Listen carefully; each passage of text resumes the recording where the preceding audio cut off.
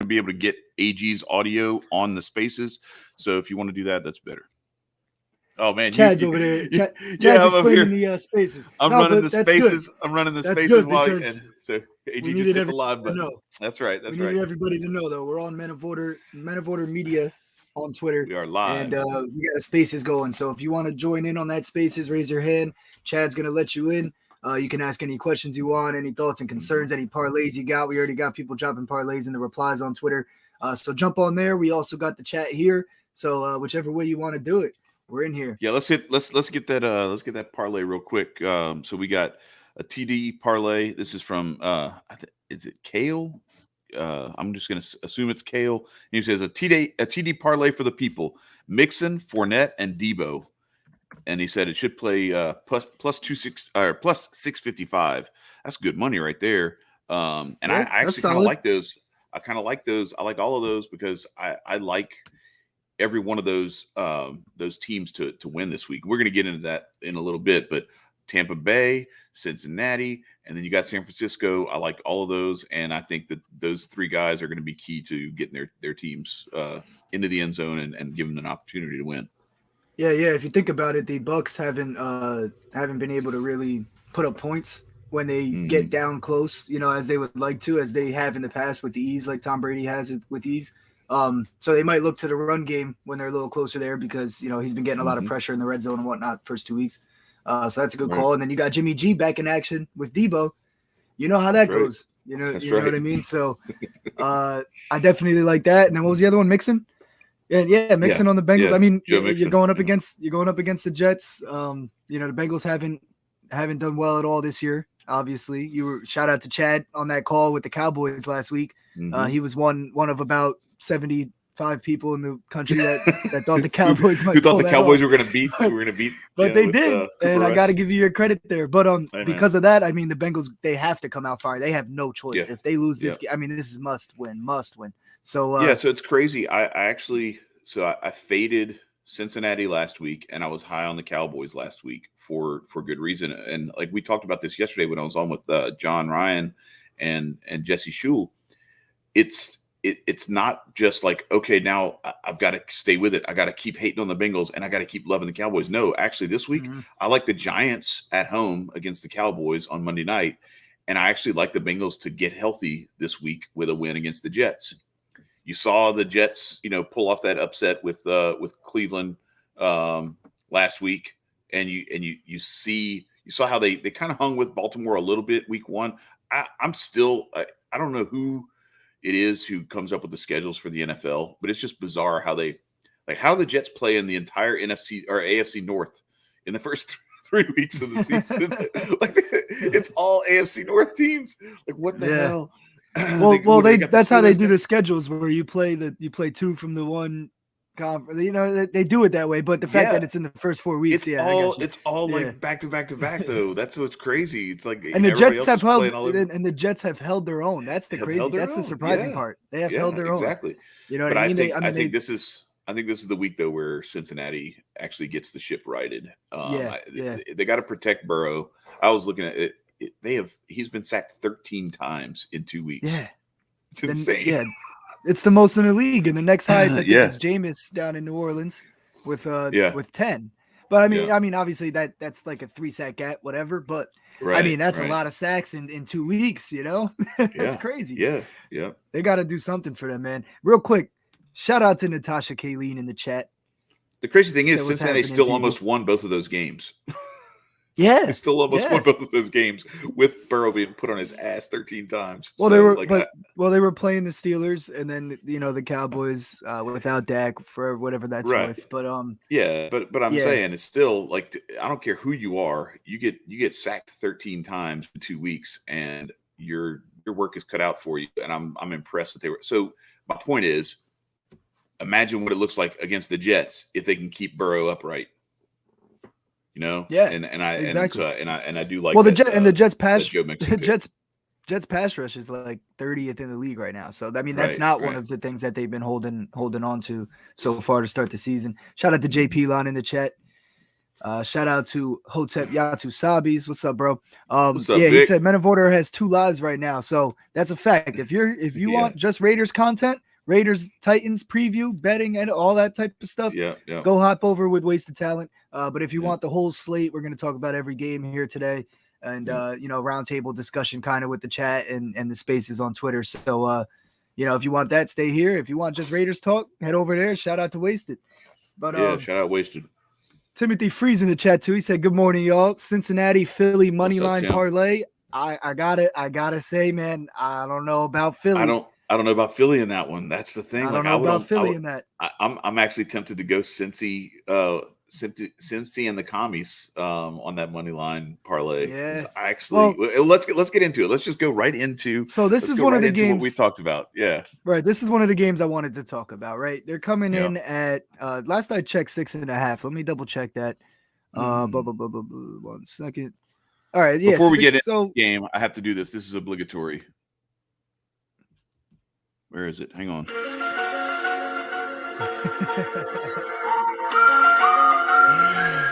Because it's just got that kind of vibe to it, Yeah, so it feels that way. You're laying 6.5. And Washington's home as a dog, 6.5 point home dog. We know how Chad feels about those already. But let's take right here. It's a trap!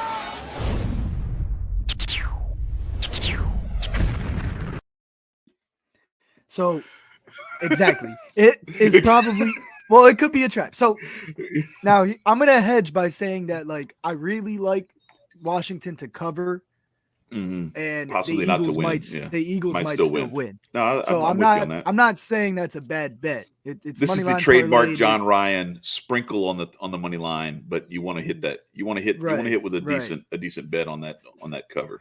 Right, because if you think about Tim. it. But that might hit. But the money line might pay. Yeah, the money line. I'm just saying don't put 250 on it. You know what I mean? It's not a lock.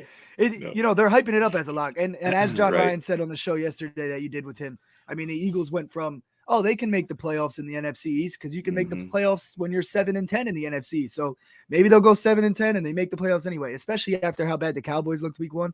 That was the vibe, right? Oh, they won. Oh, cool. The whole NFC East won. Well, any of them can get it with 7-10. And then 1 week later, when they beat the Vikings, who, I mean, is that impressive? I guess it is to everybody. But now they're a Super Bowl team. Yeah. Hey, real quick. What I need you to do is I need you to join the spaces. I just thought of this. So you join the spaces on your phone, have the audio pulled up, and then that way I can make you a co-host. That way we can hear you. Because I was just thinking, it's like, damn, it sucks that nobody can hear AG while he's talking on there. So you gotta watch the YouTube. But this way, all right, I'm in and I requested the YouTube. All right, bet. Let's go. All right, so here we go. Co-host. Whoops, invite co-hosts. So the all right, so Eagles are coming in. Accept that co-host invite real quick, and then you'll be on stage. Yeah, so go ahead, continue. So the Eagles come super overhyped. I mean, they handled business against the Vikings at home, but what was so wait, hold on, let me mute this. Sorry, folks, this is the first time we've done this, so we're still trying to get. You know what? It might not work that way. I was just thinking. Yeah, I'm getting double feedback because I'm going to get it too if I try to bring anybody else up. So. All right. We're going to have to rethink this. All right. Never mind. Get out of there. And then I'll or just mute your mic. I apologize, people. I just jumped out. It's all good. Well, it's live television. We're trying to make as much stuff happen for the people as possible. Anyway, continue your point. I'm thinking well, I was going to say what you could do maybe is put the phone by where the sound's coming in your speakers. You would have to take all right, whatever. But so the get back to business. The Eagles are coming in super overvalued after a win over the Lions and the Vikings. And there's another example. They're playing all the NFC North teams. There you go. Yeah. But the Lions and Vikings. So I mean, I happen to like the Lions, so I'll give some credit there. But the Vikings don't impress me too much to where they should be a 6.5 point dog. I mean, Washington put up a fight against the Lions. They lost. They kind of got out to a really bad start, and it was really hard to fight back for that. But I mean, they showed some fight, and then they beat the Jaguars, who I think are a pretty undervalued team. The Jaguars might be pretty solid, and watch out the for the Lions Jaguars this week. Exactly, and the Lions. If Herbert gets dinged up a little bit more, they're saying he's going to play through this rib injury, but you could be facing Chase Daniel by the end of this first quarter. So it's so I think the Lions are very undervalued, which in turn is undervaluing Washington also because they just lost to them. And you can tell that the Lions are undervalued because of their spread against the Vikings, which we'll get into next.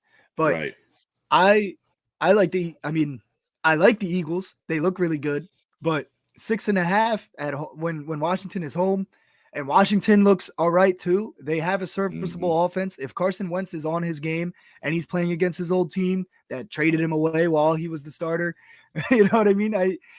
I can see kind of a revenge feeling there. I can see him coming out and balling out, and he's got the weapons to do it. I didn't think about that angle. I would be careful with the It's been Eagles. two teams removed. Yeah, but that Carson Wentz angle but it's still there. Is a big angle. Yeah, it's still there, man. It's absolutely there. It's Philly sports. If it was other teams, if it was Detroit, the guy from Detroit that's so and so now and wherever, it wouldn't matter that. But it's Philly sports, man. Those fans, they doesn't matter how Christian. Doesn't matter how Christian Carson Wentz is. He's still probably coming out there thinking like, I'm going to prove myself. I'm going to prove to these guys that they made a mistake letting me go. Even though Jalen Hurts is doing his thing, I still I like. But that's why I'm not. That that's why I'm not trying to say that that's a bad pick. You know what I mean? That could very well hit. As long as you're not taking the sides. Because I don't trust the sides. So that was going to be one of my probably favorite picks was Washington to cover. I don't know about win. You know what I mean? They might not have enough to get the win. Yeah. But they'll probably cover. And then let's get into the Lions since we brought them up a few times during that because the Lions are 6.5 dogs also against the Vikings. I think that one's in Minnesota though. Let me double check. Yeah, it's in Minnesota. So yeah, they're coming in at +6 going into Minnesota. Smokeman Joe's in the chat. He said take the Lions money line today. So I like that too, but I definitely like them to cover because of the same reasons. I think the Vikings are overvalued for some reason because of that first win against the Packers. But what did that really prove? The Packers aren't super impressive to me either. I got to see what they do against the Bucs defense today. So and we saw that last year with the Packers looked horrible week 1 against the Saints. And then Aaron Rodgers ends up winning the MVP and the Packers become like one of the, maybe not a favorite to make it to the Super Bowl, but they were on a lot of teams' boards as like that sleeper team to make it to the Super Bowl. Yep. And the Saints were, they were the Saints last year. So exactly. It's, I was going to say, what did the Saints do?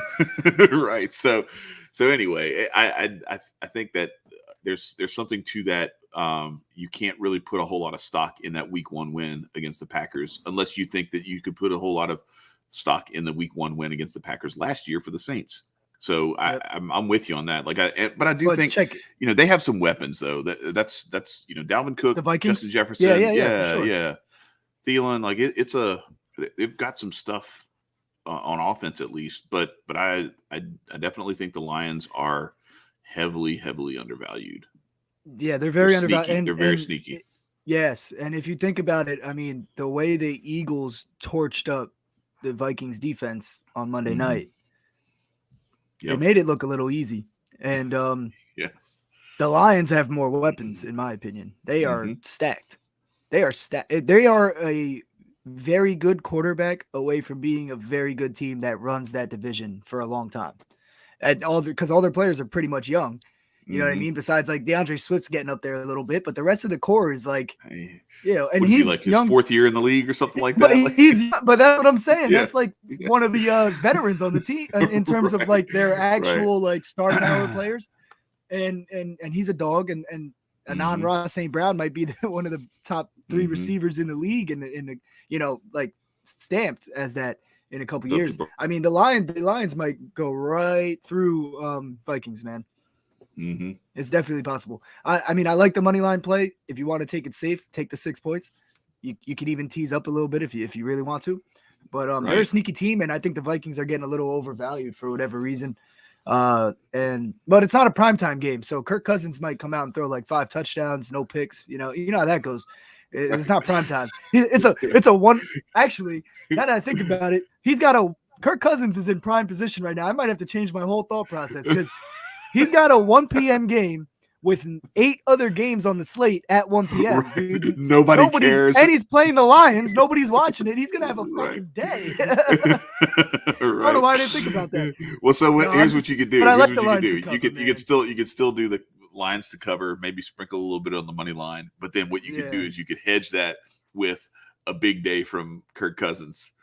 You could have Kirk Cousins, his touchdown 300 plus yards, yeah. and 250 plus yards and 3 touchdowns or 2 touchdowns plus or something like that. And this is one where you could hope for the correct scenario. Exactly. And you could hope for the correct scenario in a case where you could win both and get on both sides if the scores line up right live, if you really want to. I was just kind of making jokes about the Kirk Cousins thing though, but he might come out and sling it now that nobody's watching. Shout out to Jabari in the chat. What up, bro? Yeah. Good morning. Yes, sir. We out here. But see, you got the right idea here. Don't take the chalk. Eagles will let them backdoor, just like they let the Lions backdoor. Yeah. And even if the Vikings are in control, I wouldn't be surprised to see that Lions powerful offense backdoor the Vikings towards the end of the game. You know what I mean? So, and that's the same thing with Washington because they have some star power there on that offense, man. They really do. That's another sleeper team that could be good if Carson Wentz plays well. They're a very good team. If he plays bad, I don't know what they're going to do. They got your boy. They got your boy Dotson from Penn State. They got Terry McLaurin. They got some weapons. He's on my fantasy team. Hell yeah! There you go. Yep. 2-0. Just saying. Do you want to get into another? Do you want to just go through the slate? I mean, we hit 2 of the 1 p.m. games so far. So the games that we had talked about that we were gonna go over were and the thumbnail is this Green Bay Tampa Bay matchup. So I want to get into that one because that's one that we haven't gone into yet, but that I think warrants some deeper discussion. It's an afternoon game. It's a 4:30 kickoff for that one Eastern time. But I don't know. I think I still really like Tampa Bay. They're playing at home, and like I'm thinking it's Tampa Bay minus that 1.5, and you just trust Brady and you trust don't get too cute. I think it's one of those where you can look at it and say, oh shoot, let's try to see if there's an angle here or anything like that. I think sometimes one of the best things that we can offer advice wise is that while we do discover some of these traps and some of these angles that are unconventional and that everybody's not looking at, a lot of times it's very simple to just trust your eyes and go with the thing that makes the most sense right off the bat. And to me, that is Tom Brady and Leonard Fournette. And now I know he's without a bunch of weapons, but Tom Brady has spent his entire career playing without weapons.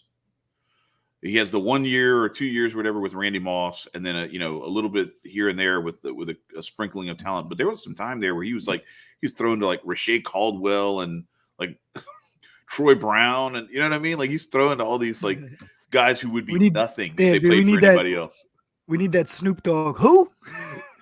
We gotta add that. We gotta add that for next one. But But yeah, you know what I'm saying? Like it's Tom Brady. If there's anybody who can go out there and MacGyver his way to lighten the Packers up, it's Tom Brady. Yep. So yeah, no, I hear you. One thing I'm looking at here, I don't want to pick a side on this because I mean the same thing you just said about Brady, Aaron Rodgers the same way. When's the last time he had weapons besides Devontae Adams? And obviously when he first started, he had some guys out there. But I'm saying in the middle of his career there, they didn't give him jack shit, and he was making it work. You know what I mean? So, and there's players out on his side too, I believe, if I remember correctly. I gotta go take another look at the official injury report. I'll type that in now, see if anything's changed. Yeah, so if anybody wants to go and start chiming in, like go head over to the spaces, pull it up while you're watching this, and then and just drop, throw your hand up, and I'll call you up to the stage, and that way we can listen to your questions live here on the air.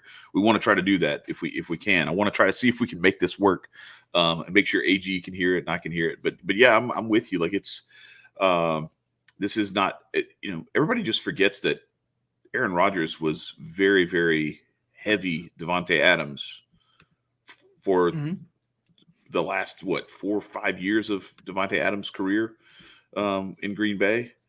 And he's kind of piecing it together right now too.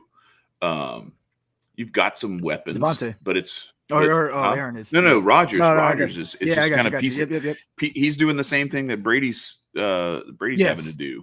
Play without these big stud weapons, So I don't know. Like I have a hard time just like chalking this up to like, oh, Brady doesn't have Mike Evans and he doesn't have Godwin. Like he doesn't have all these guys. Like, okay. And he's proven that he can get done with whoever's out there on the field. As long as they run their routes right and he gets protection. And that's why I like the pick that we had earlier where one of our viewers or listeners on the spaces suggested that Joe Mixon, Leonard Fournette, Deebo Samuel parlay for touchdowns. I like that. And I like Fournette I like him to be a heavy part of the diet today for Tampa Bay. 100%. Well, yeah. So let's look at this right now. Chris Godwin ruled out. This is for Tampa Bay, obviously. Chris Godwin ruled out. Actually, Leonard Fournette is questionable, but if they're showing him on the books, then he's probably going to play. But it says Russell Gage is this is as of Friday, so this could have changed. But Russell Gage questionable, Julio Jones questionable, Rashad Perriman questionable. That's the whole wide receiver room. And then you got the Green. So even if they're all playing, like they're banged up a little bit at least. Right. Then you got the Packers. Aaron Rodgers Sammy Watkins is out. Randall Cobb questionable. Mercedes Lewis questionable. Christian Watson questionable. And then Alan Lazard is going to be playing. At least he has that. But so the over-under has overcompensated a little bit for that, and it's at 42. Now, I don't want to take that pre-flop at all. I don't know where that's going to go. I don't know what's going to happen. But I do want to see if maybe we get some quick scores and then take the under, the John Ryan strategy where you don't play anything to start. Because that 42, it could go either way. We saw how the last 2 Bucs games went. Mm-hmm. We saw what the Packers offense is capable of when they were playing Chicago. But it's Chicago, so what do we know? And then the all those players that are out on offense, on both offenses. Yeah, I like Lazard. But you got Aaron Rodgers and you got Tom Brady. Yeah, I like Lazard for an anytime touchdown, and maybe even sprinkle a little bit on first score for him. Yeah. Or at least first Packers score too. Yeah, right. Yeah, but, I think both teams are going to favor the run game. Mm-hmm. So that brings us back to the Leonard Fournette thing, but we also should take a look at A.J. Dillon and Aaron Jones, yards props, touchdown props. Now, look, when we're talking about these props, man, I'm throwing out angles. Like, you guys go look and see if you like the number that it's given. You know what I mean? I'm going to do that when we jump off. Just throw down. Yeah. They'll just throw down on a minus 125 Aaron Jones touchdown because that. I didn't fully assess. I mean, I looked through a little bit, but I didn't look at like the numbers that they're given officially. And so like go look and see if you like that. But what I'm saying is they might favor the run games in this, which would probably favor the under. But you have Brady and Aaron Rodgers, so any given Sunday that score could go up to 33-30 or whatever, you know? So I don't want to take an under or tell anybody to take an under, but I'm going to watch that game closely once it kicks off and see how those lines move. If I can get an under at around 48, 49, 50, where this opened at, I'll take that potentially. So that's kind of the strategy I'm going to look at. I'm not going to pick a side here because, I mean, all those points made about Brady, yes, but you got Aaron Rodgers on the other side. Yeah, this is a pick 'em in my opinion in terms of the matchup, and it might be their last time playing each other, so that'll be interesting. True. It might not be a great, high-scoring, high-powered game, but it'll be historical. Right. So, what were you gonna say? What I was gonna say is the other thing I would look at is I would look back to last week for a little bit of a window into how this game could go, and we've talked about this a few times before. John Ryan loves to to do this and play this, in game where maybe you drop a little bet on the over, and then you double down early if it's like a nothing game halfway or almost towards the end of the first quarter or something like that, similar to what happened yesterday with Tennessee and Florida, because if you look at what happened that's exactly what I was saying.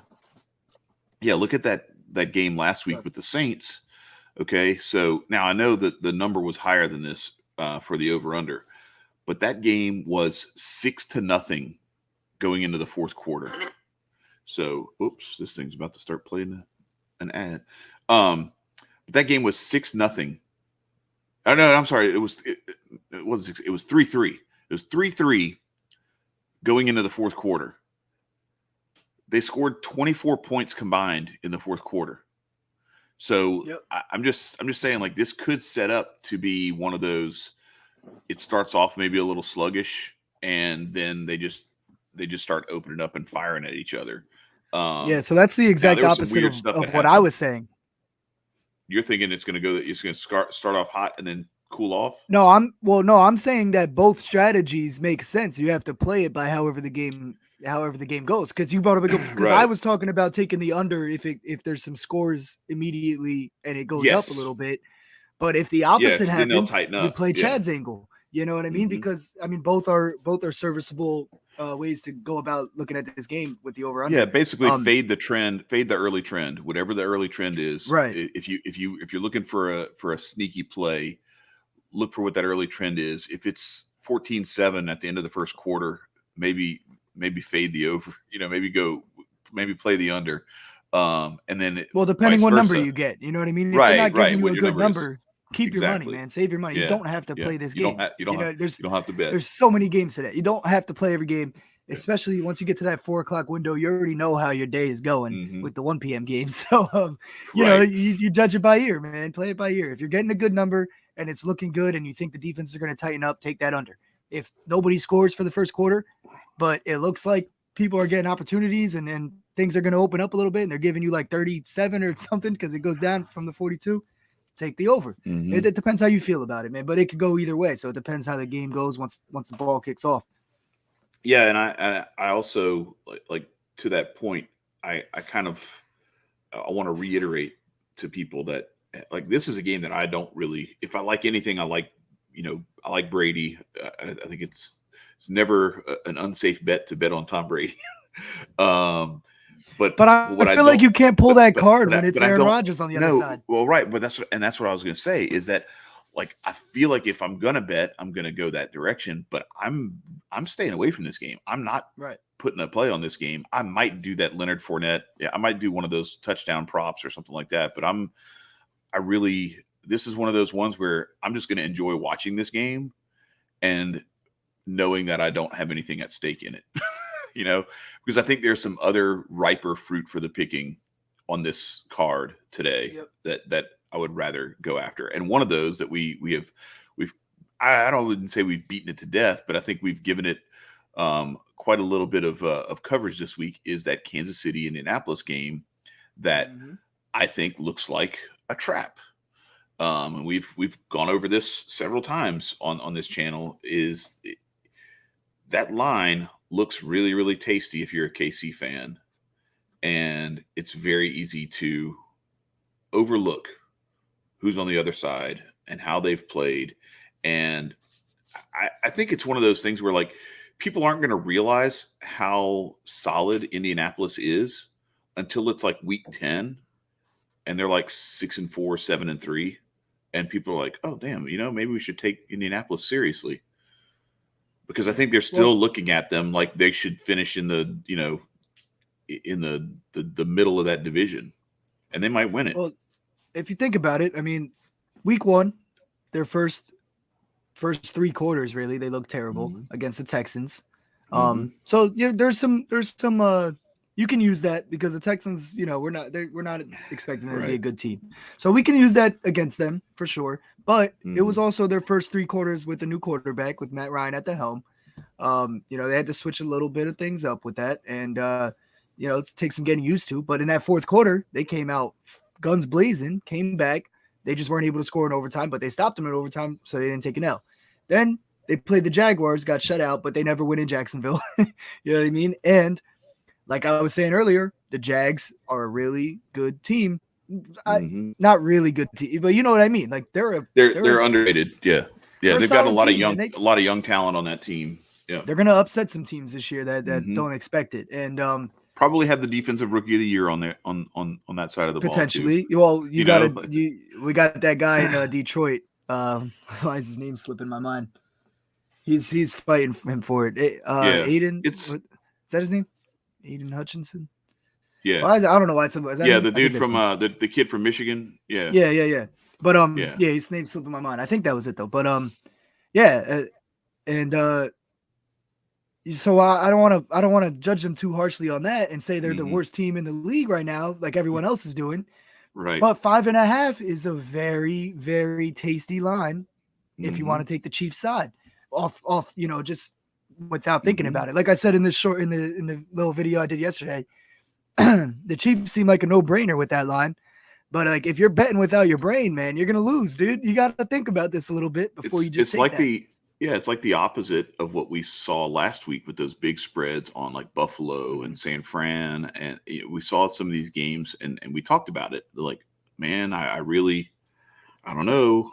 I think those lines are tantalizing on purpose because they want you to take the dog, and I think the favorite's going to run away with those games. And sure enough, that's what happened. Now it didn't happen in all of them, but I think that was the point. Is that like I think what they were doing is they were teasing a bunch of people into some big time money line parlays on some scrubs, and they got washed because if you don't hit all your pieces on all your legs on your parlay, unless you got one of these round robins or you got one of these like little bonuses from your sports book that says like, if you miss a leg, it's okay, we'll give you your money back or something like that. Yeah. You're generally you go 3 out of 5, you get 50% of your money back.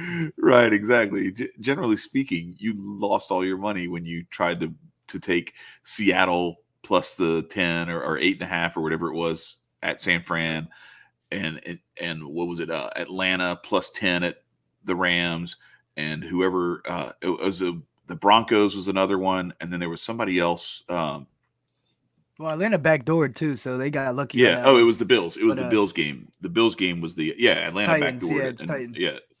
So the Titans. Yeah. So Titans plus 10 at the Bills or whatever. It's like, oh, okay, yeah. What if they control the clock? And I'm just gonna throw a little bit of no. You got washed.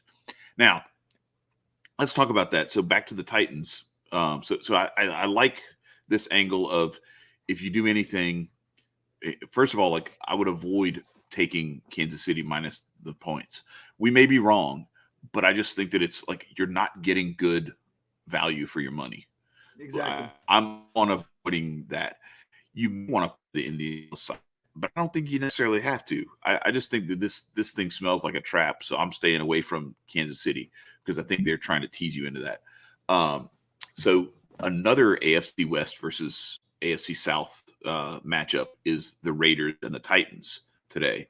And this is one that, man, this is a tough one to call. You got 2 0-2 teams, 2 teams that were playoff teams last year. The Raiders, who I think their whole fan base, shout out to Wasted, shout out to all of Raider Nation who comes to this channel to check out our stuff and get their betting tips. But I just don't know. I want so badly to be able to look at this and say, okay, yeah, this is the week the Raiders get right, and the Titans are the Raiders have fallen on some tough luck. They had a tough matchup week 1. You can understand. You can kind of explain that loss away.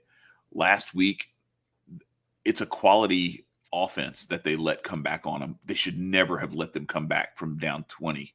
Like that's ridiculous. That you cannot let that happen. But you can almost say, but for 3 quarters, we dominated that game, and so I can see an angle where you can say like, okay, this is the Raiders' week to get right. But I could also see some finger pointing and some other weird shit starting to happen in that locker room, in the huddle, on the sidelines. And if things aren't going well for them early, I could see this starting to turn into not a dumpster fire, but the beginnings of a dumpster fire. Some embers in there, and because there are already people talking about, calling for Josh McDaniels' head. There are people, shitting all over Derek Carr. It's starting with the Titans. Yep. I don't think there was anybody, nope.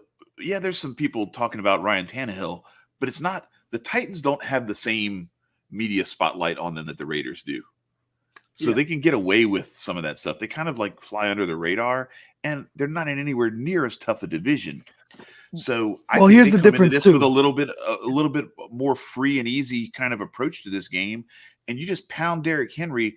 If Tannehill doesn't screw it up and throw 3 picks, I think the Raiders are in for a really long day, and it's going to be a knockdown drag out. Derek Carr is going to have to make some plays late in this game for the Raiders to win this game. So Josh Jacobs is out too. Yeah, Jacobs is out. That hurts. And it's, I think, steady diet of Waller and Devontae and see what, make it happen. But making them somewhat one-dimensional is going to make it even tougher. And I think, I like Tennessee in this game. I hate that for Raider Nation, but I actually kind of like Tennessee in this game. And I don't know what the Raiders look like after that if it doesn't go their way today. Oh, yeah, that would be – see, I was going to say when you brought up the media and how they don't have as much of a spotlight, that's also partly because the Raiders made moves in like a Super Bowl run type of fashion. Absolutely. Like, let's make moves. They shoved their chips in the middle. Mm-hmm. The Titans kind of pulled their chips back a little bit and said, wait a second, let's get a quarterback that we can teach under Tannehill, and let's trade away some valuable pieces for some other assets. We didn't expect them to come out and they made more of a long-term without A.J. play. Brown. Right. They got rid of A.J. Brown play. and Julio. They're two top receivers last year. Now, granted, Julio wasn't doing like so much with them, but A.J. Brown was a superstar. And they got rid of him, and he's balling out for Jalen Hurts right now. Mm-hmm. I don't think the Titans came into this season expecting to be great. The Raiders came into this season like this is the year or not. It's either this or not. I mean, the Raiders equinox. Yeah, Wasted's been talking about it. Yeah, Wasted's been talking about it this whole time. The Raiders equinox is upon us. And it can still happen. They're a very good team. It can still happen. Much. But this is a must win if it's going to happen, especially in that division. I was talking to Wasted last week, and I told him, I was like, last week was a must win just because of that division. It really isn't, any deeper than that. They got the Chargers and the Chiefs to compete with. You got to win now, right now, especially because the Chargers, they're 1-1, Chiefs are 2-0, and you're 0-2. You go 0-3, Chargers win today, Chiefs win today. You got a lot of room to catch up. Listen, and not for nothing, but you still got Russell Wilson and a really good Broncos defense on the other side. Like that fourth team in that division is no joke either. Well, they're 1-1 also. So I mean, they can win. They that. haven't been playing well. But they're right there. So I see Victor here. That could be the same thing as the Colts. New quarterback, getting off to a rough start. It happens to exactly. teams, Victor, if you wanna chime in here, throw your hand up and I'll bring you up onto the stage. He's in the spaces down here, but yeah. So yeah, that's another one where I'm kind of in the opposite fashion, right? So like Green Bay, Tampa Bay is like this big, NFC championship preview from, that or potential at least. Right. And with the Titans Raiders, it's like the opposite. It's like one of these two teams is not going to make it to the playoffs, if not both, after this game. And today might decide it. Yeah. Exactly. That's what I'm saying. Today might decide which one of them definitely doesn't make the playoffs. And then the other one is still fighting for their lives for the rest of the season. I think the Titans path is easier because you've got a division that's weaker with Houston, Jacksonville, and Indianapolis. You can find a way similar to like the NFC East in years past. It could be that way. I think Vegas got to get it done. They got to get it done today. So all right. So here we go. Victor's coming up. Oh, let's go, Victor. Yeah. No, go ahead. Keep going. But I was going to say that I was just gonna say the same thing with how we were talking about the Raiders. It's a must win because their division is so tough, and if they lose, they got a lot of room to catch up. The Titans, they can almost lay an egg here and go 0-3 and still have a chance because you got the Colts who don't look great, and they're playing the Chiefs today. Now, while we think that line is fishy against the Chiefs, we're not saying that the Colts are going to win that game. You know what I mean? Go ahead, Victor. And then you got the Jaguars and the Texans. So, I mean, the Titans, they can lose, but they're also coming into this game like, we win this game, we can we got a chance to make the playoffs now. You know what I mean? Right, the Raiders win this game, and they're like, we still got a long way ahead of us. Yeah. The Titans win this game, they're up there in the They're division. in the thick of it. But, they're in the thick of it. Yeah. So, all right. So, Hotep Yatu Sabes. Let's get it done. What you got, man? Can you hear me? Yes. Okay. Yeah. It's kind of bad that I can't hear Ant right now through this. But I was going to switch it up. What are your thoughts on the Homer New Orleans against my Carolina Panthers? Okay. Chad, I'm going to let you take this one. I'm staying away from this one. I mean, all the way. I might not even play any player props here. I'm staying away. I would not even. This is an ugly game, in my opinion. Yeah, I would not even be mad at you for that. Because I can totally see staying away from that. I will say this. I think that if you look at throughout the history, and I know it's different. There's no Drew Brees now, but for whatever reason, like New Orleans seems to play better at Carolina than they should. Like there have been some games where Carolina should have won, and I don't know, the Saints just find a way to like eke it out. So I actually kind of like the Saints in this game this week. I do think though that and this is another one where it's bizarre. Like, so you have on the one side we have the Jets, who have played all AFC South teams. I mean AFC North teams so far, including this week. The Saints are going to have their first round of division opponents done after this week. They played Atlanta week 1. They played Tampa Bay last week, and then they got Carolina this week. So they're going to have their whole first round of their in-division games done. And so this is a chance to start off 2-1 in the division, which is a big step in the right direction.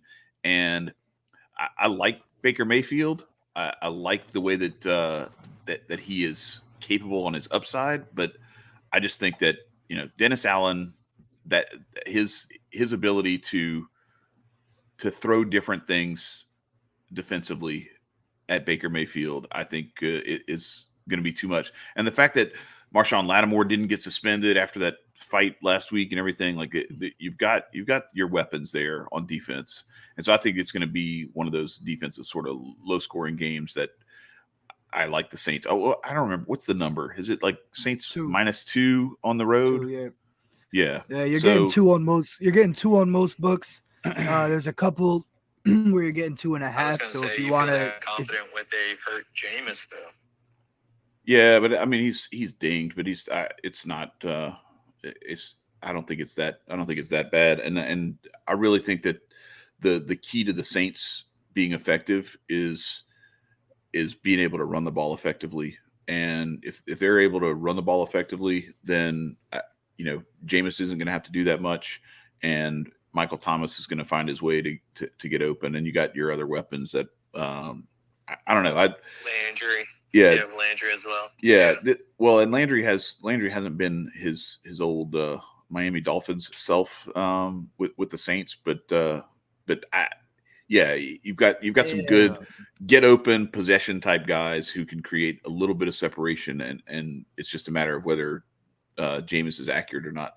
But I think this comes down to the defense, how the defense plays against Baker Mayfield. Because if Mayfield is throwing haymakers, then it's over, and the Saints aren't going to be able to keep up scoring wise with that. I personally think Mayfield needs to add McCaffrey to the passing game. He's always been there. He had a couple looks at him, but he just didn't look his way, which is, I think, more of Mayfield trying to make a statement, saying trying to prove himself after the whole Browns fiasco. That's a good point. Yeah, he's trying to do too much instead of just going where the easy yardage is. Just get your stud running back healthy out the backfield and get the easy yards. I'm going to bring up one more thing for you guys because this is supposed to be a game. I'm not sure if you guys talked about it during the week, but what are your thoughts on the Bills visiting Miami?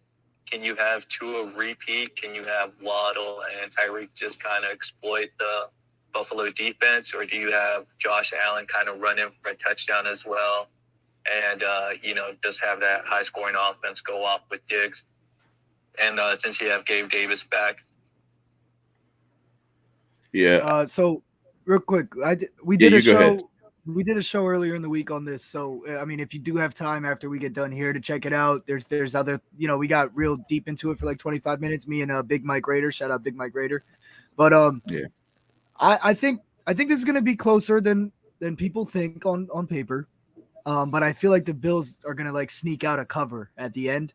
And because it's, I think 5.5 last I looked. But here's the thing, right? We saw what Lamar Jackson and the Ravens receivers were able to do to the Dolphins. Now, granted, the Dolphins got the win, hell of a comeback, and their receivers balled the fuck out, way better than the Ravens by the end of it.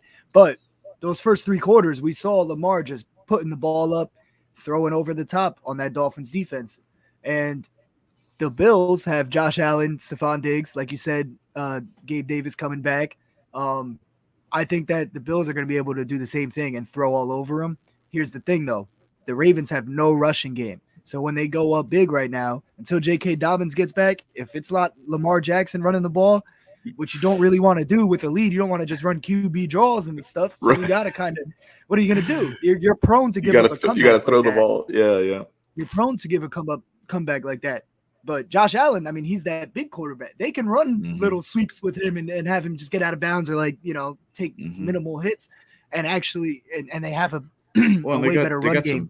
They got a run game. That's what I was going to say. Moss and Singletary. It's exactly. So they can get out to a little bit of an early lead, kind of kill clock a little bit. But what I'm saying is they'll be able to control the game a little better than the Ravens. The Dolphins were able to come back because the Ravens let them back in.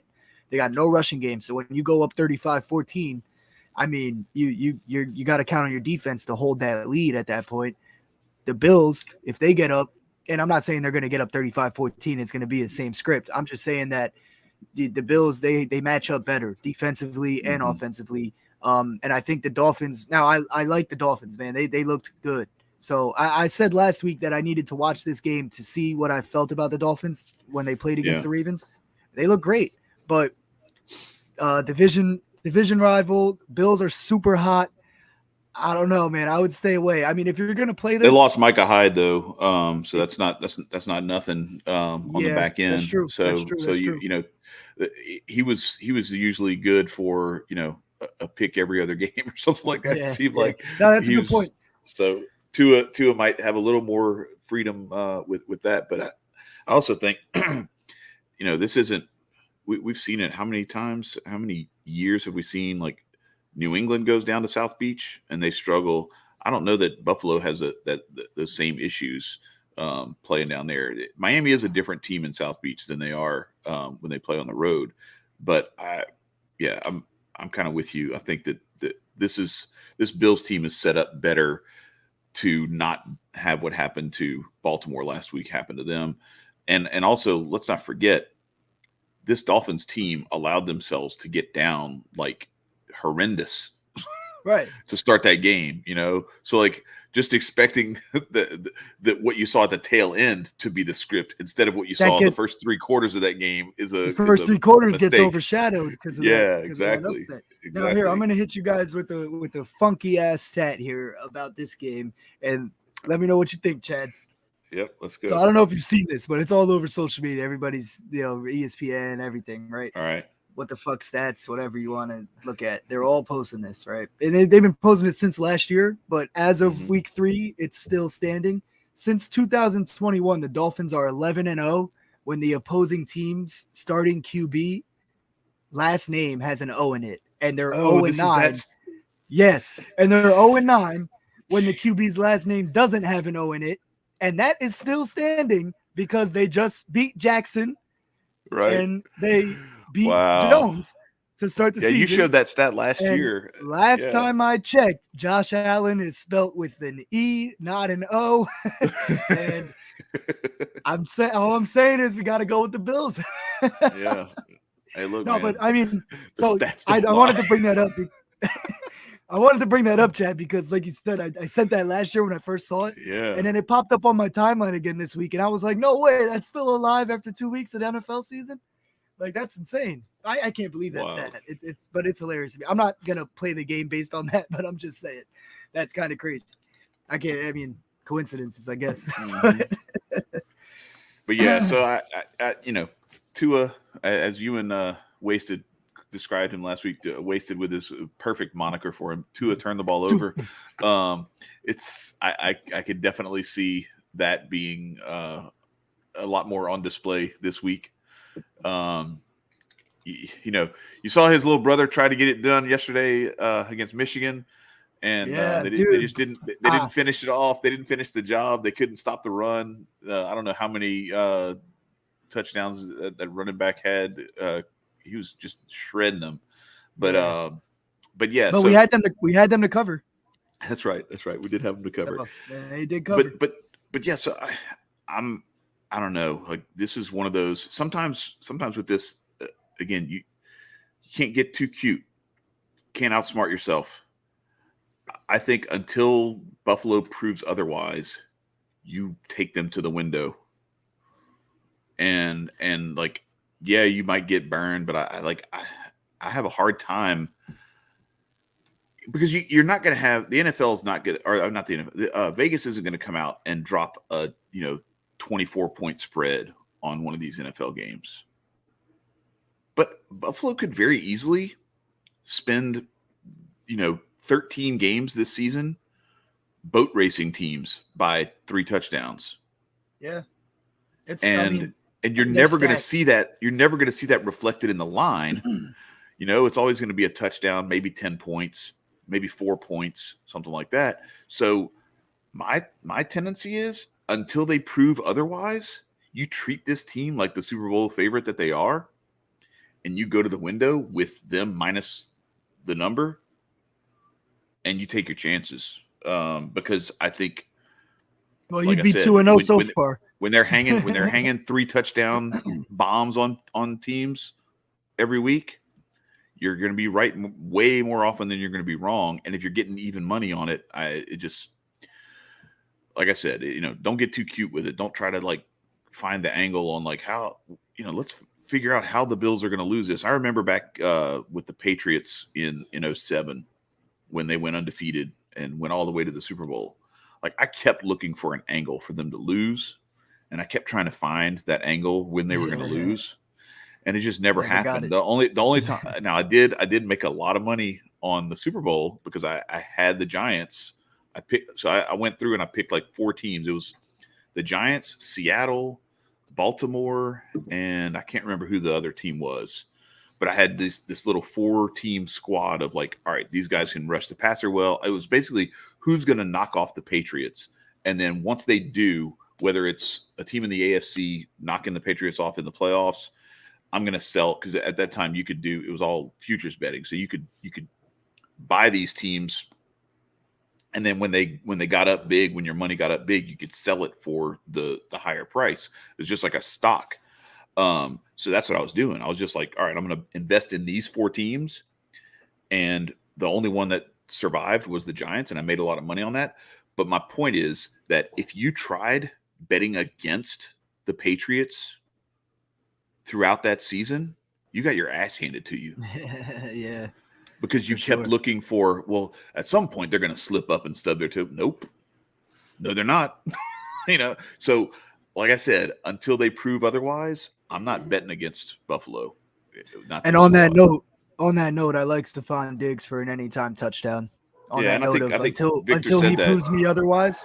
Yeah. Until he proves me otherwise, Stephon Diggs anytime touchdown, especially with what the Ravens receivers put up against him. I mean, Bateman had I think over 100 yards and a touchdown. He got right past them. I'm not saying that they're not going to make any adjustments on that and be better. But Stephon Diggs, man, he is having an MVP year if a receiver would ever win the MVP, in this day and age. But yeah, he's balling out. He's the best receiver in the league right now, and he's got the best quarterback in the league right now. So I mean, it's a perfect tandem. And I don't get too sexy with the Dolphins, man. I mean they're 2-0. they beat the Patriots, who haven't impressed me with much, and then a very, very strong comeback against the Ravens. But for 3 of those quarters, they were getting their asses kicked. So and they I kind don't of know, man. The Bills got a are little bit of that good team. handed to them too, you know, because to your point, because the Ravens couldn't stay on the field. Yep. Offensively, you know, you keep going 3 and out and giving the ball back. And at that point, you know, the Dolphins are just like, hey, look, the only way we're going to win this is if we just start heaving it, you know. So I would not put too much stock in that. But anyway, I hope that answers. I gotta question, say though, whose idea was it to put the Bills Dolphins as the 1 o'clock game with 8 other games going on when we had the Browns Steelers on Thursday night? I mean, come on. Yeah, but Victor, if you want like a little more insight, if you guys have any parlays or picks that you guys are feeling confident on.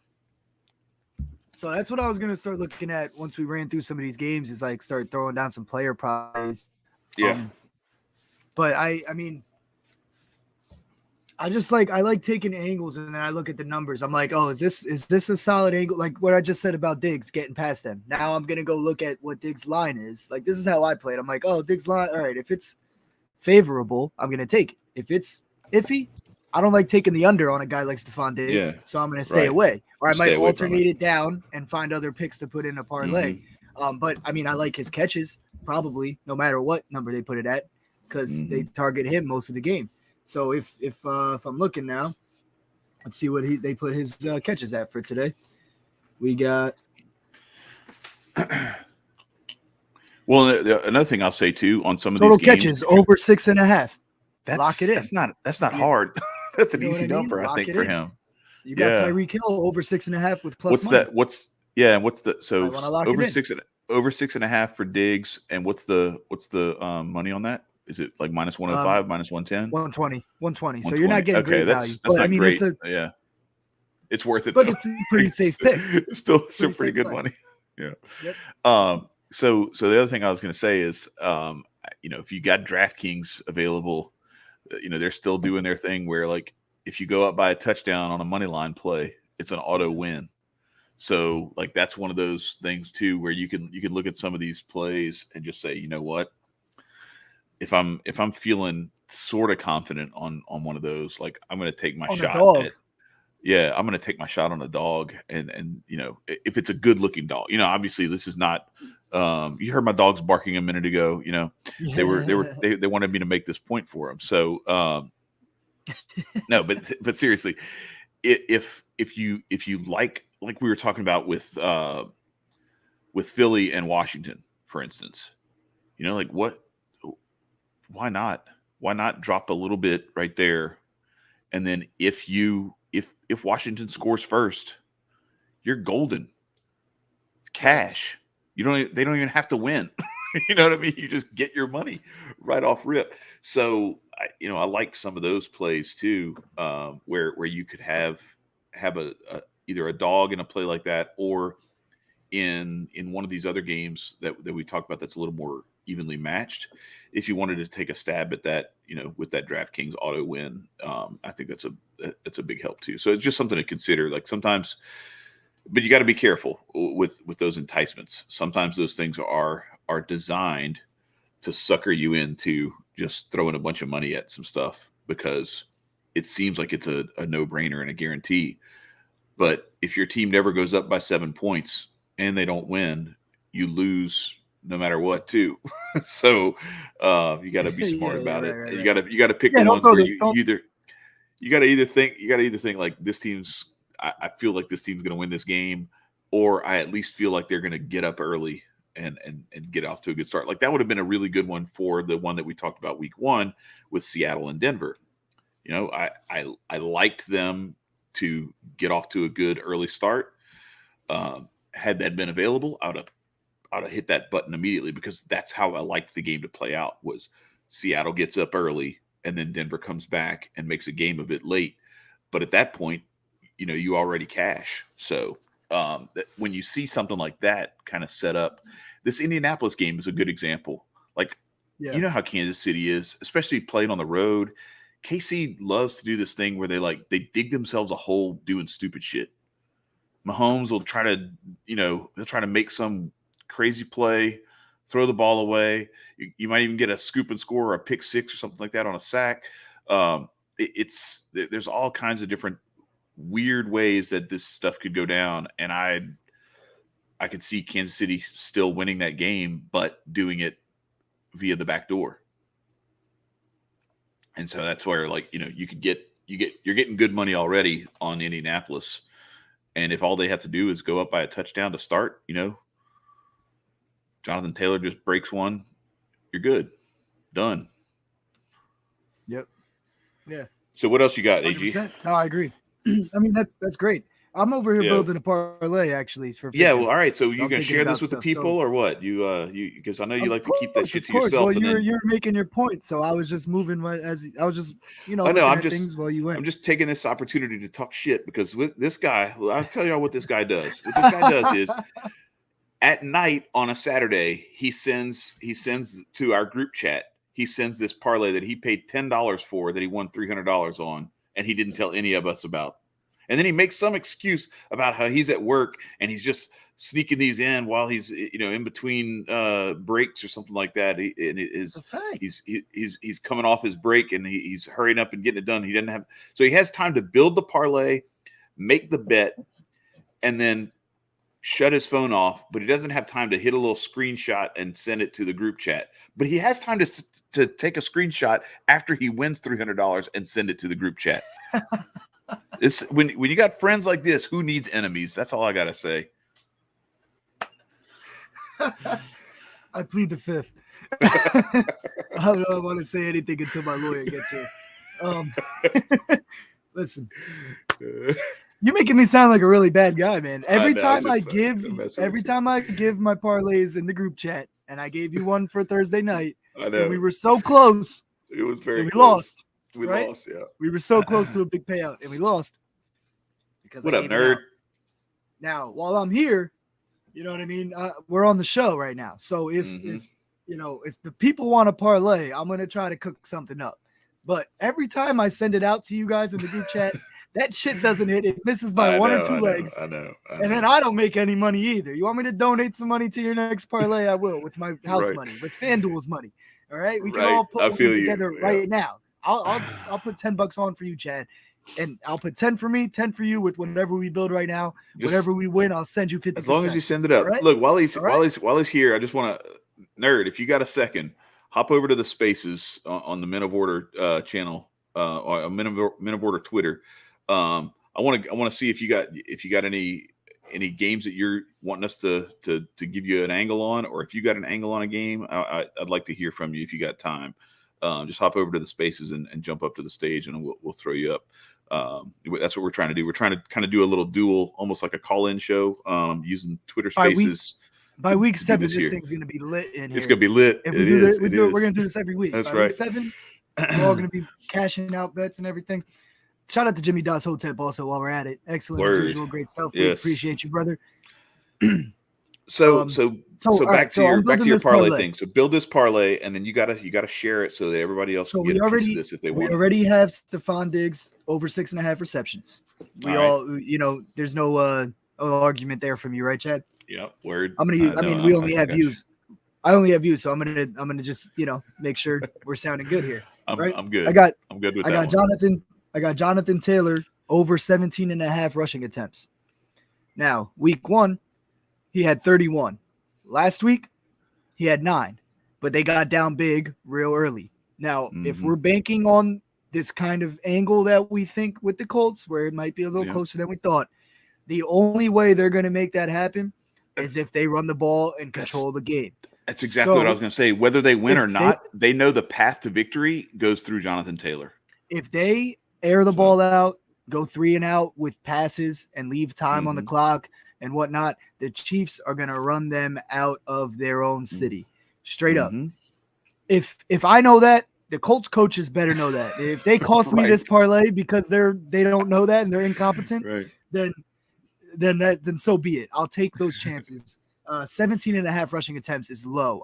I looked at it week 1 and it was at 17.5 and I didn't play it. You know how many he had? What do you 31. got? 22? 31. Damn. 31. He had 17 at like halftime. First half. And that was without them even putting any points on the board or moving the ball too well. So Wow. what do you expect? I feel like if I'm going into that game as the Colts offensive coordinator, I'm ground and pounding my way to a hopeful victory, or just give me a chance in the fourth quarter. Then we can air it out if we need to. Granted, yes, the Chiefs are going to score for sure. On that, they're going to score, but you got to control the game. If you don't control the game, you're getting rained out, like I said. So that's what I have there. The next thing I was looking at, Amon-Ra St. Brown is at 6.5 catches. But I don't know if I want to play into his hype. It's like, it's at that point where like there has to be some regression. You know what I mean? I thought about taking him for anytime touchdown, but he scored a touchdown in like his last 8 games. There has to be regression somewhere. Like we always talk about, like with the stock market and everything, these trends come to an end at some point. So I was looking at it for a hot second. I think I'm going to stay away. I'm going to move to different games and see what else I like on the board. And I'm explaining that because I mean I'm doing it live, and I might as well tell you guys how I'm like building these parlays because, like Chad said, they hit here and there. So nice little payout. And the best part is when you're doing a solid one and you put $10 on it to win like 200 plus. I mean you can lose 15 parlays and still win on the day if one of them hits. You know, I mean I'm not saying go throw all your bankroll at a parlay at parlays. Yeah, don't do that. That's how you lose money. I'm just saying, you know. The odds are kind of in your favor, but like it doesn't go that way most of the time. Take straight bets and stuff. You know what I mean? But all right. So I'm looking at the Eagles Commanders. So what do you think here, Chad? Well, how do you think the game goes? Who should we take a look at? Because that's what I do. I take a look at, okay, what am I looking at when I'm thinking of this game? And then see what the number says. If they're giving me a solid number where I'm like, I agree with that, I'm going to take it. Let's dig into this Carson Wentz going up against the Eagles angle. And, Carson Wentz. Let's look touchdowns. At some Wentz angles. Yeah, 2 touchdowns. That's what I'm thinking, like two touchdowns. Over 1.5 touchdowns, you're getting plus 124. I'm taking it. Yeah, I'm taking that. Right? No, I mean, like, we say easy. Not easy, but none of these are no, easy. but I'm throwing in that in. If it was easy, the books would have been out of business before I was alive. Exactly. But we're throwing it in a parlay, and it's great value. I'm going to take that straight also. And you know what it is? If the rest of the parlay doesn't hit, but Carson Wentz hits that straight money is going to make my money back from the fin on that parlay, right? Yeah, for sure. So so I like that. And then like what's his yardage totals? What's like 200 plus yards, or maybe 250, maybe 225, somewhere in that range where you can get good money for it. Is this live building a parlay right now? Yeah, we are live building a parlay. You are correct, Victor. Get these hours. Yes, sir. This is what the people are looking for. No, joking. We all play just, a little pizza money, if anything. That's right. Yeah, exactly. Hey, but Victor, if you got to jump out, I'll post it on Twitter too, so you can see it. I'll tag you in there. I know you just said you might have to jump out, so if we don't finish it before you leave, I'll make sure I get it to you before game time. But all right, hold on. I'm looking at Carson Wentz because I'm pretty sure he's hit that comfortably. Yeah, he had four touchdowns week 1, 3 in week 2, and he's playing the Eagles. I could see it. I mean, Jared Goff had a day against the Eagles a couple weeks ago. So, well, and I think one and a half is low. They're giving good. Yeah, value and anytime you're doing one of those, even if you're doing one, anytime you're doing one of those matchups, I always bet on the guy playing against his former team having the motivation to prove something to the team that let him go over the team that let him go trying to prove that there's a reason why they let him go. You know what I'm saying? Like those guys on the other side of the ball didn't make that decision. They don't give a shit about like what the front office did, but that guy, all you need is Carson Wentz to be like, I'm balling out for you fools. I'm going to show you. So exactly 100%. All right, so the next one now I got to the Bengals Jets game. I stumbled upon this game here, and so I like that Mixon. My first thought was Joe Mixon. Touchdown. Yeah, right. Yep. So, but here's the thing, right? Mixon. I mean, yes, it's a good play, but when I'm building these parlays with the props, you tend to get burned. Look for something by the easier. Touchdowns. Look for something easier, like carries or receptions or yards or something like that. That's what I just took a look at. They have him set at 19.5 rushes. And in week one I would against stay the Steelers, away from that. I would prefer it's his close, yardage but over his carries. okay, let's look at it. You know what I'm saying? Well, Like I was only looking at it just because of the fact that they're playing the Jets. They know that their offensive line isn't protecting Burrow at all. There's potential that they get out to a lead against the Jets by running the ball, and that could show. They could be just ground and pound. I mean, you saw how the game went against the Steelers when they played the Steelers. Kind of a similar-ish matchup where the offenses aren't super strong, but it's kind of an even match in a way. And he had 27 attempts there. And then the Cowboys, even though they were down early and down the whole game, he still ended up with 19 attempts being down. So I kind of like it. His over-under for yards is 75.5. I don't really like that. Just because there's always the potential for him to go under if he, you know what I mean? But because he just had 19 carries for 57 yards against the Cowboys. So the book is basically showing you that, like, if you're going to take the under, because even if he gets the rushing attempts that they think he's going to get, he might not get the yardage that they're projecting. But we could stay away from him. You know what I mean? We don't have to pick him. That was just the first thing I looked at.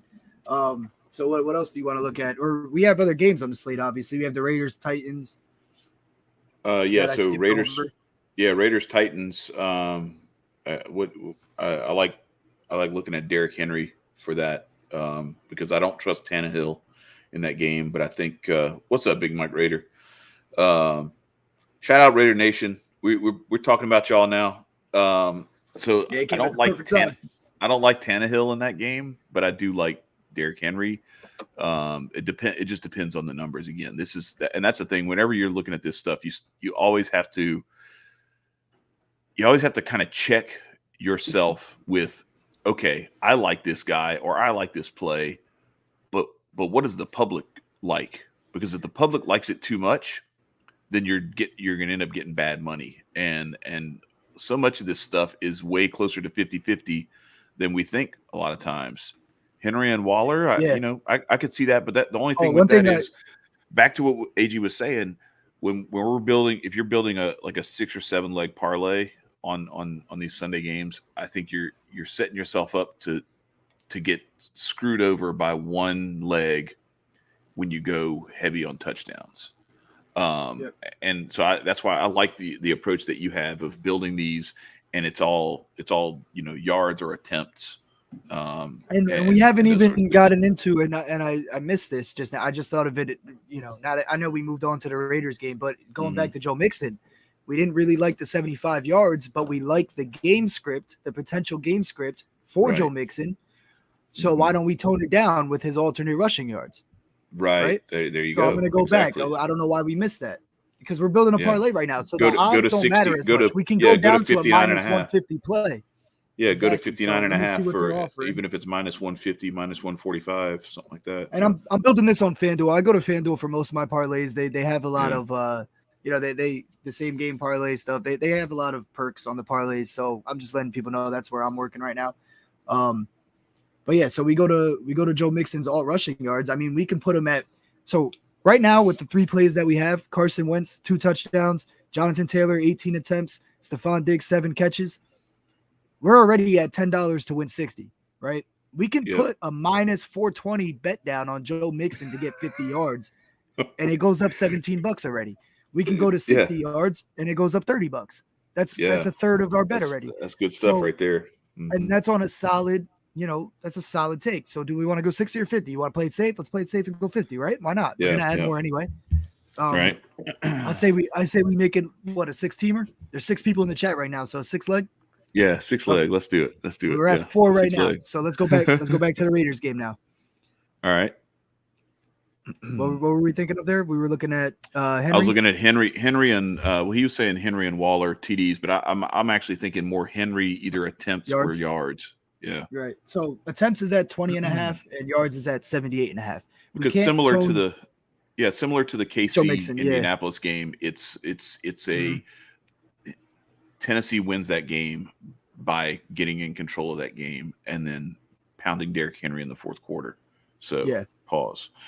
I don't like these though, because in week The 1 money's against the bad. Giants, not just that, but these lines are a little like the Giants week 1, where it was a run game. It was a run heavy game from both sides, pretty much. I mean, well, the style of play, at least it didn't turn out all the way that way, but you would expect that, right? 21 attempts in that game for only 82 yards. So he got 1 rush over and 4 yards over the over under on rushing yards. And then against the Bills, I mean, they were down big early. They had to throw. They had no chance. He had 13 attempts for 25 yards. I don't know, man. Is it Derrick Henry? Is it the Titans offense? Or do I just need to see more before I put my money behind him?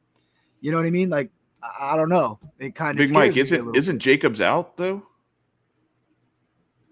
He's asking what Jacobs' yards look like. Isn't Jacobs out? Unless he's back. Hold on. No, they don't have any Raiders players on FanDuel for rushing. Oh wow. It's Derrick Henry and Ryan Tannehill. Wow. That's all they're giving us. I mean, again, we can take him, but the thing with Derrick Henry is, so Joe Mixon was a good example of like moving it down a little bit. The thing with Derrick Henry is you move it down to 50, it's minus 500. You try to go 40 because he's off to a slowish start for him. It's minus. He said he's good. He said Jacobs was good to go today. Oh, interesting. He said Jacobs was in today. The books haven't caught up yet, so we can't. We have no choice anyway. There's no lines FanDuel on Jacobs. That's what I'm putting it on right now. So let me look and see if I can find on DraftKings if they've got anything on that. So let's go to. Let me pull that up. Hang on a second. Raiders. Where we got? Rushing receiving props. Yeah, Josh Jacobs over 52.5 yards is minus 115 on DraftKings. So I mean that's not bad. No, that's not bad. Now the catch is, he aggravates this and he's out in the first quarter. You're toast. True. You know what I'm saying? Yeah. So that's a great point. This isn't like one of those things where like if he's declared out for a Monday night game or something and he was part of your parlay, then it just voids it and your parlay just loses a leg and it's still live for a 5-leg parlay. This is you put him in there and he plays 3 plays and then dings himself. It's over. Yeah, and you can always round robin to hedge that. You know what I mean? In true. Any case, to just hedge like getting one wrong. I mean, last night I sent you the play. Like it was a minuscule hit because the one leg didn't hit. But I mean, I didn't lose money. I made money, and so you can always think about that. I just think you can't do it if you're in a same game parlay. They don't let you do it. But if you're playing all different games, you're good to go with a round robin. You got to put up a little more money, because you're putting down a few bets on one thing, but it gives you the hedge option. I mean, you can even hedge with 2. You can go 4 for 6 on the round robin and still win some money if you get 2 wrong. It depends what odds you're taking, though. You kind of got to do plus money a lot to make money after getting one wrong, but you'll get your money back or not lose as much in a lot of cases, as long as you're like kind of right about the day. Right. But yeah, I don't know. I don't really feel comfortable putting Derrick Henry in there. Yeah. No, I'm with you. What do you think? You think? I mean, if it's not there, so I'm showing over here, Derrick Henry over 76.5 is minus 115. That's that it gets to where. I mean, I like the number, but I don't know if I like it to fuck up my parlay. I think that's one where you'd have to tease your way down, and then at that point, is the money still good? Exactly. So, so let's stay away from that and see if we find something better. Because there's no point in forcing it. You know what I mean? If we're not feeling it, like the other 4 that we picked, we like went in and we were like, oh yeah, that's solid. Right. You know what I mean? If we're hesitant, there's no point. We don't have to force it. We have so many games on the slate. There's 9 1 p.m. games alone. You know what I mean? And we're building a 6-teamer. We don't have to go crazy. Now, is there anything you want to look at in the Lions Vikings that we skipped over, or do you want to go on to the 4:00 games?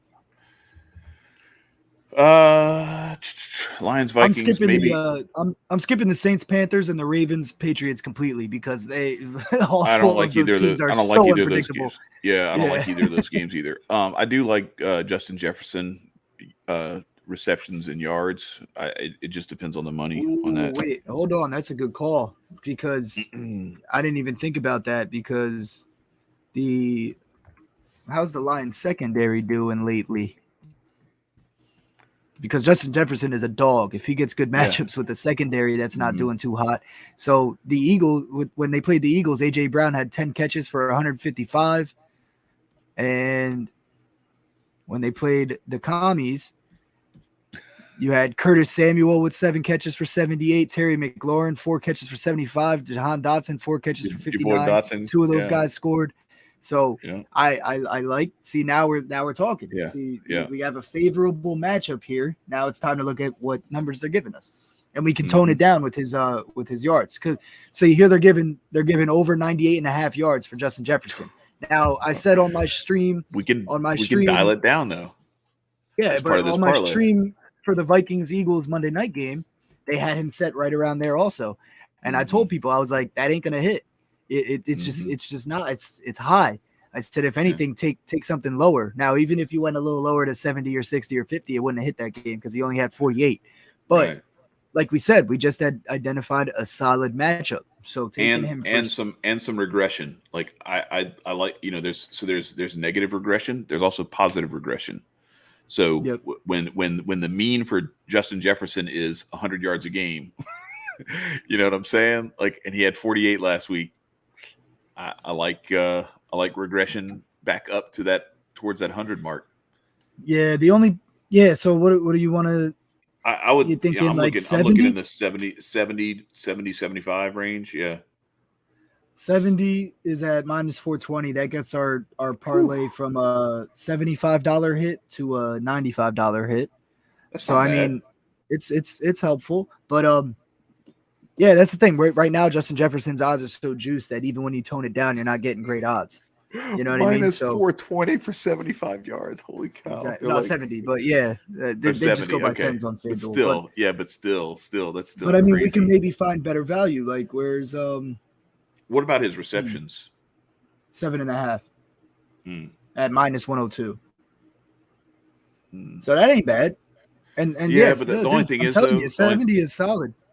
Yeah, I'm not gonna lie against that defense because we just identified a matchup where the Eagles we didn't have that thought. I mean, he had Darius Slay locking him up, man.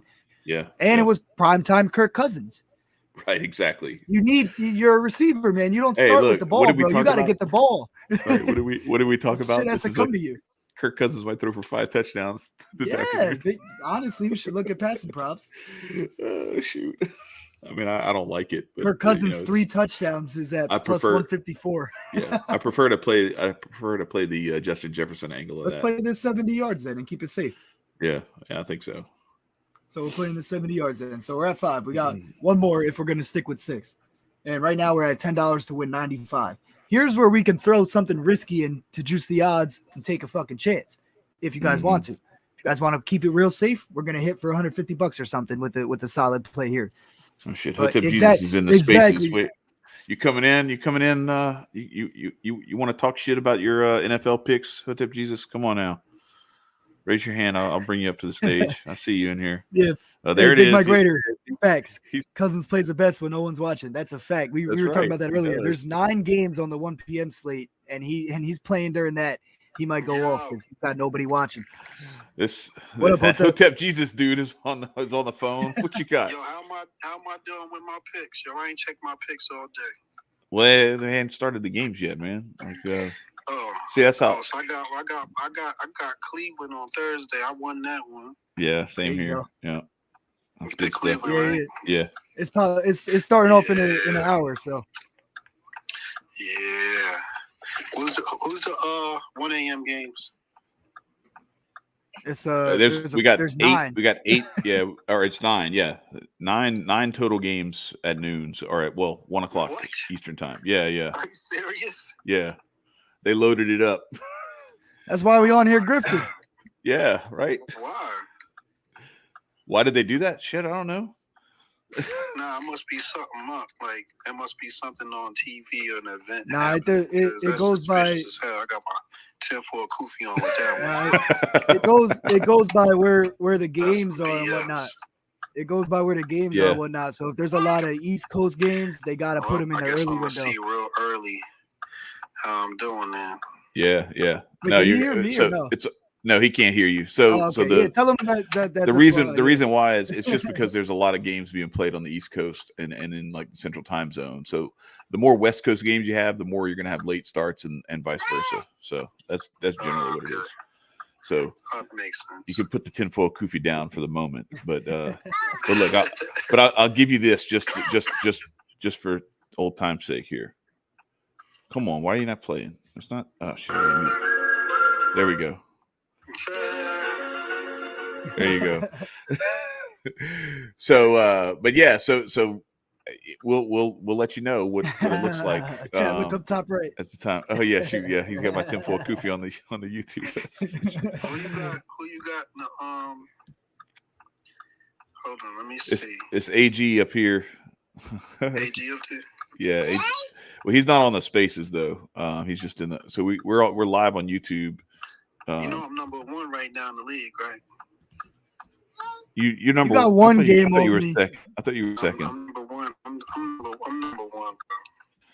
You got one game on me. This guy's insufferable. I tell you. I swear to God, man. I'm number 1, bro. All right. I'm whooping your asses. I don't even watch football. All right. Well. So Chad, remember how we make a habit. We make a habit of only play. I only put money on the games that I really feel good about. But in this little pick'em thing, you got to pick all the games, and so I play my angle. So that's good. I'm proud of you. You know, but just remember, pride cometh before the fall, and it's only week 2, and so you can talk all that noise right now, but we'll see how it looks. Come week 16, week 17. Because I'm number 1 right now. Hey, HJ is he got that blue check. He be in those meetings. He probably got somebody in Vegas telling him what he said. AG said you got, ever since you got the blue check, you got connects in Vegas now. You're not low, bro. You're not low. Chicago and who? Houston. Oh, Chicago, Houston. I think I picked Chicago in that one. That's an ugly matchup, though. That game's disgusting. I like Chicago, though. Yeah, I got Chicago. I like Who Chicago. You got Las Vegas versus Tennessee. I got the Titans, man. Really? Yeah. I'm sorry, Big Mike Raider. I'm sorry, wasted talent, but I'm picking against y'all until y'all prove otherwise. I got Las Vegas in that one. The Raiders in that one? Okay. Kansas City versus Indianapolis.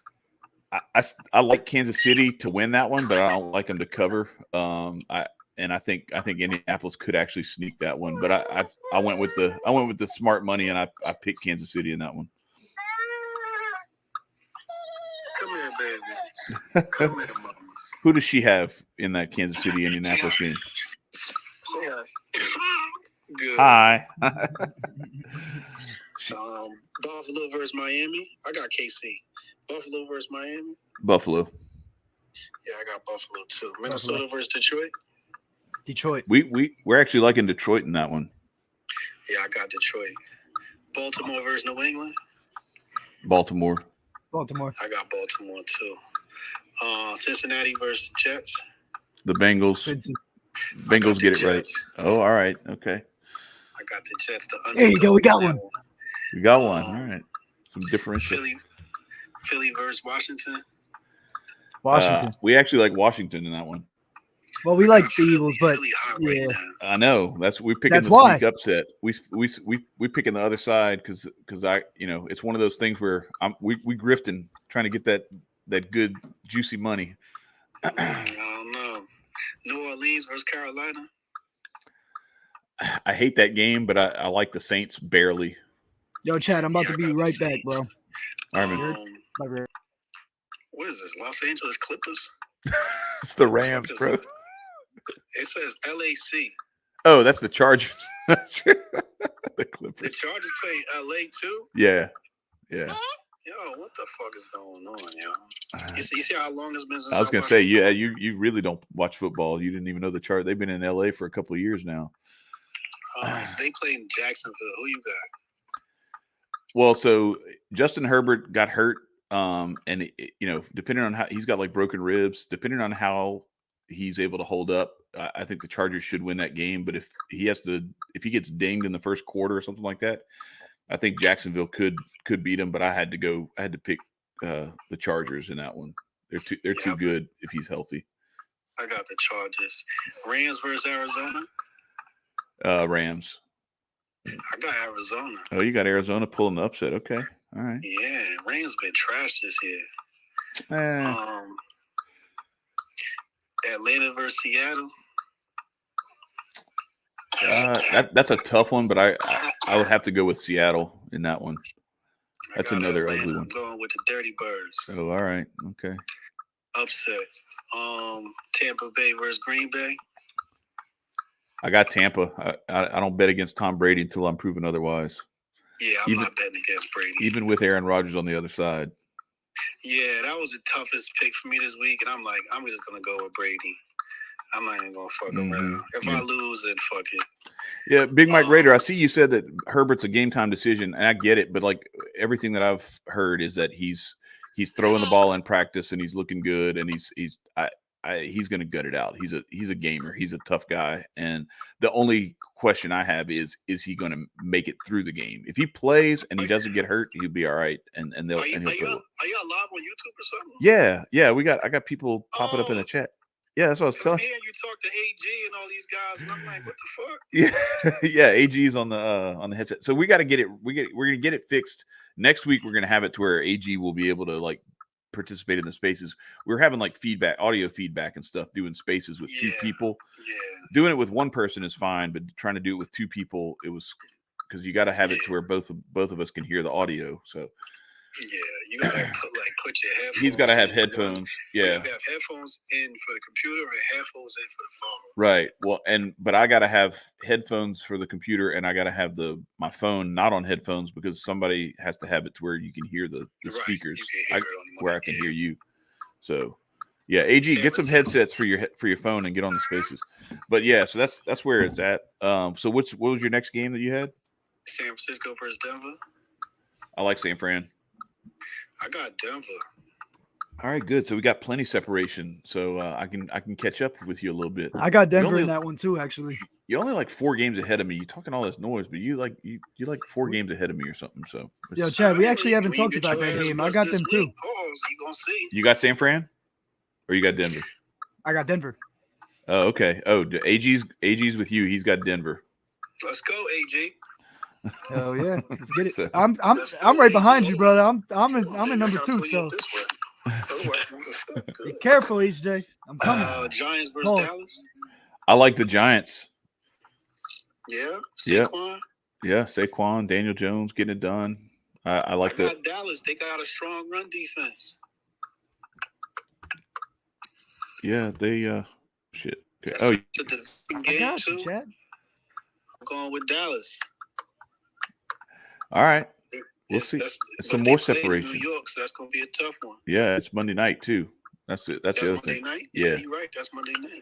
Yeah, New York. It's going to be lit. New York, Monday night.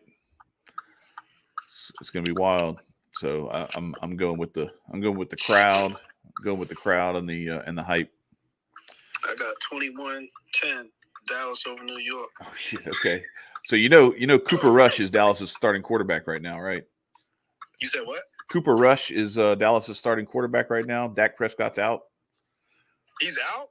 Yeah, he's been out. He's been out. He got hurt in week 1 against the Bucks. For real? Yeah. I might change my pick. I still got time. There you go. But yeah, man, that's what's up. So we got Nas listening. Who else is in here? Is that? I didn't know Nas was a listener to the show. All right, let's go. But yeah, so that's the deal. And we're just right now we're in the middle of we're building a player prop parlay for the group out here, so that the audience have a little, I don't know, just a little grift money to throw around at it. sprinkle a little bit on a big money parlay. What were we at, AG? $10 was going to get you like $90 or $95 or something like that with our right now with our parlay so far. Right now. Yeah, 95. So yeah, $10. Shout out Big Mike Raider. $95. He's got Denver also. Hell yeah. Yeah. I like that play, man. Yeah, I'm trying to figure out what game we want to attack for the next leg. I don't know. That Denver game might be the one, but we're gonna have to wait a lot. If the rest hit in the 1 p.m.s, we're gonna have to wait till the night game. Yeah, so we need to wrap this up because I'm having a hard time like thinking while I'm on here, and I actually got some plays I got to make. And it's all on my phone. Let's wrap so I can, and then everybody can go make their plays. Yeah, let's do it. Let's find one more. Dude, what game are we gonna look at? Your call. So the game we got money on Bills, Dolphins, Colts, Chiefs, Eagles, Commanders, Bengals, Jets, and Vikings, Lions. All right. We didn't do anything on the Raiders Titans game. We're not doing anything on let me look. Let me see what trying to think of what other game that was intriguing to me.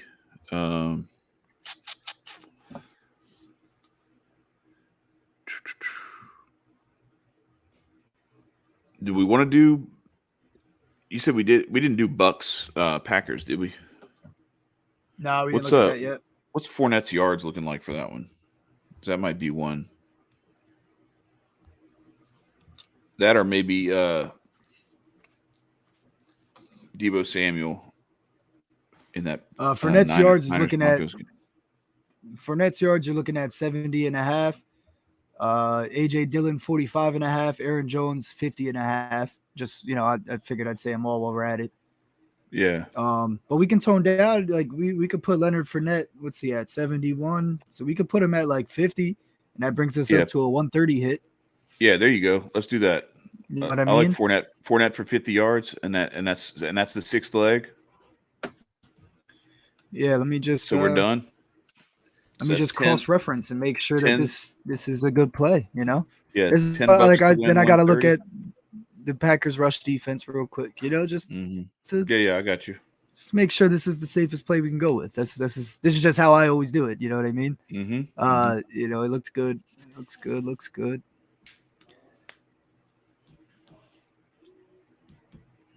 Oh yeah. David Montgomery. I forgot David Montgomery torched him last week. Yeah. Torched him on the ground. And Dalvin Cook torched him the week before. I like that. Right. That's what I was going to say. Cook had a good game too. Yeah. So $10 wins you 130. And these are all fairly conservative parlay bets. And they all match the game scripts. You know what I mean? And that's the other thing too. We're going through the game scripts and we're saying, okay, like this is what we expect to happen. And for that to happen, this is what the coaching staff is going to have to angle towards. So yeah, let's do it. So make that pick and then send me a screenshot of it and I'll post it on the Twitter so we can put it up. Hey, you want 10 on this since I left you out of the last couple? Yeah. Oh yeah, since you already got it built. Yeah. Throw me in on 10 on for you. Yeah, throw 10 on for me. It's house money, bro. It's on me. Don't even worry about it. If we don't hit, it's all good. Look at that, man. See, I talked all that shit earlier, and now AG's coming through. Because you tried to paint me as a bad man here, a bad friend, all that. I wasn't saying you were a bad friend. I was just saying you said you post these parlays after you win, and you didn't tell me about it before you placed it. You didn't ask, man. I could have gotten a little bit of that. Now since you told me about this one, it's guaranteed to lose. So y'all don't bet this one. No, but for the people, we've been right so far this year. This one's like I like because we toned down a lot of these. Like we came down 20 yards on some of these props for these guys, and these are like solid props for these yardage numbers, and to bring those down and to make those a little easier to achieve, like actually in some cases quite considerably easier to achieve, and you're still getting 13-1 for your money. Hell yeah. $10 to win $130. That's a pizza I can do without. because I might get 13 pizzas on the other side. So let's go. Right. All right. But yeah, so send it over. All right, seconds. I dig it. Why do you like the Niners while we're at it? Why do I like the Niners? With the Sunday night game. We didn't really talk about it. Yeah, so this is that flipping it back and forth with.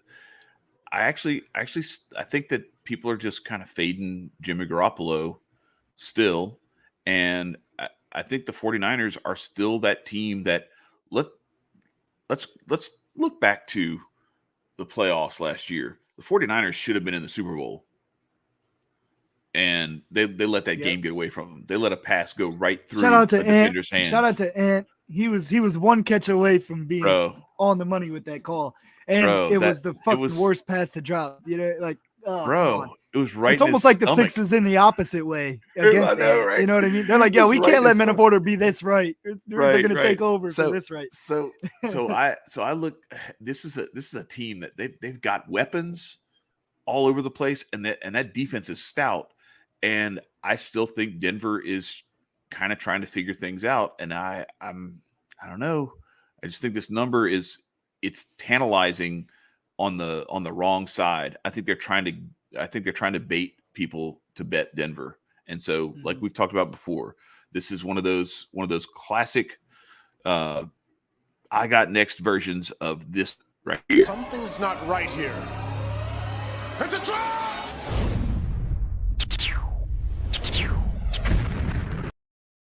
Because we think it's a trap, I'm going with the Niners.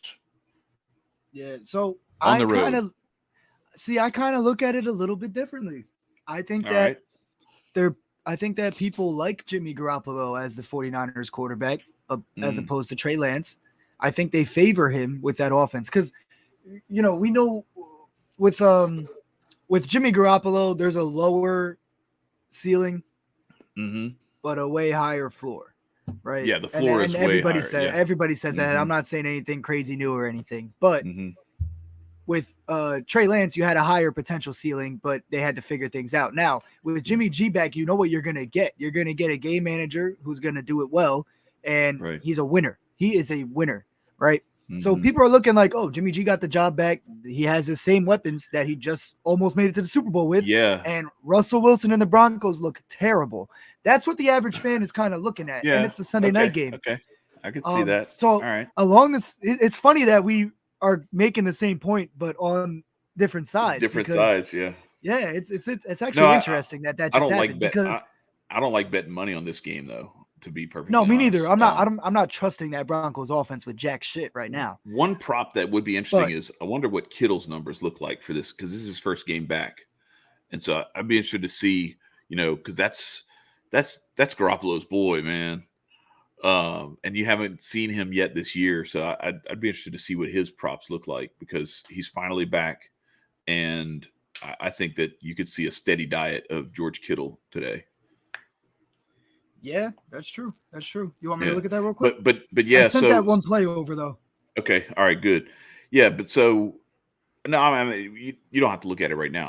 I'm going to look at it before the games kick off. But yeah, so I don't like betting this game because the line just seems suspect to me. But if I were going to, I'm going to bet the 49ers in this one. Just because I'm going to see. Go ahead. I just don't trust what I've seen from Denver yet. I think they figure it out. I just don't think they figure it out this week. Hell yeah. Shout out Benny 101, Jimmy G solid for San Fran. Yeah, but you can't trust Big Mike Raider. He hates the 49ers too because he's a Raider fan. But he's a Broncos. But he's going on the Broncos side. If anything, he would stay away from this if he was being emotional. Big Mike Raider bets with his fucking brain, not his heart. All right, Chad. All right. Telling you. He even said it up here. He said, I'll take your word for it. Ready? Check it out. Wouldn't surprise me if we did lose the game at this point. Shake my head. See, he's not saying that the Raiders are are the best team in the world. He understands. He's betting. He's thinking about this stuff. All right. Chad just tried to disrespect you, Big Mike. I got you, brother. I wasn't disrespecting. I just know, like, I know when I listen to Wasted, it's just like whoever the 49ers are playing it's like pulling teeth to try to get him to pick the 49ers. He was about last week.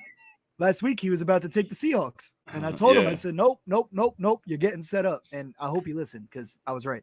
I sent another one over. All right, so you got two. Prop All right, so I'm going to drop both of them on there. So here we go, y'all. I'm about to throw these up on the show here. Let's see. I'm just going to tweet these out. So here we go. AG is already throwing some parlays your way. So we got that one. Man, why won't it let me pick two pictures at one time? I agree with this here too, Benny. 1 of 1. Raiders get the win today. Titans aren't the same team as last year. I agree. I think I'm on the Raiders side. I think I'm going to fade Chad on this. He brought up some good points though, but it's a must win for both teams. So I think it's going to be a good game either way. But I do favor the Raiders here. I do. I agree with that. But they gotta stop Derrick Henry. I'm not worried about Ryan Tannehill. And they got to get a good run game. If they get a good run game going, they'll be all right. So the parlay picks have been tweeted. So if you want those picks, so you don't have to try to remember what we talked about here on the show. They're on order Twitter, so go there and check them out. That's and ready to rock and roll, and you can get a piece of it. So again, what we always remind everybody is if you're doing this stuff, like you bet at your own risk. We are not we're not holding a gun to your head telling you to do this stuff. You do this stuff of your own volition. And always, if you do any of this stuff, as John Ryan always says, bet with your head, not over it, because any of these things can blow up in your face. So I had a few blow up in my face yesterday in the college game. But every one of those bets that I made was a small bet. I'm more willing to slowly grind my way to a stack than to try to throw a stack at something and lose it all because I'm trying to, go ape on something.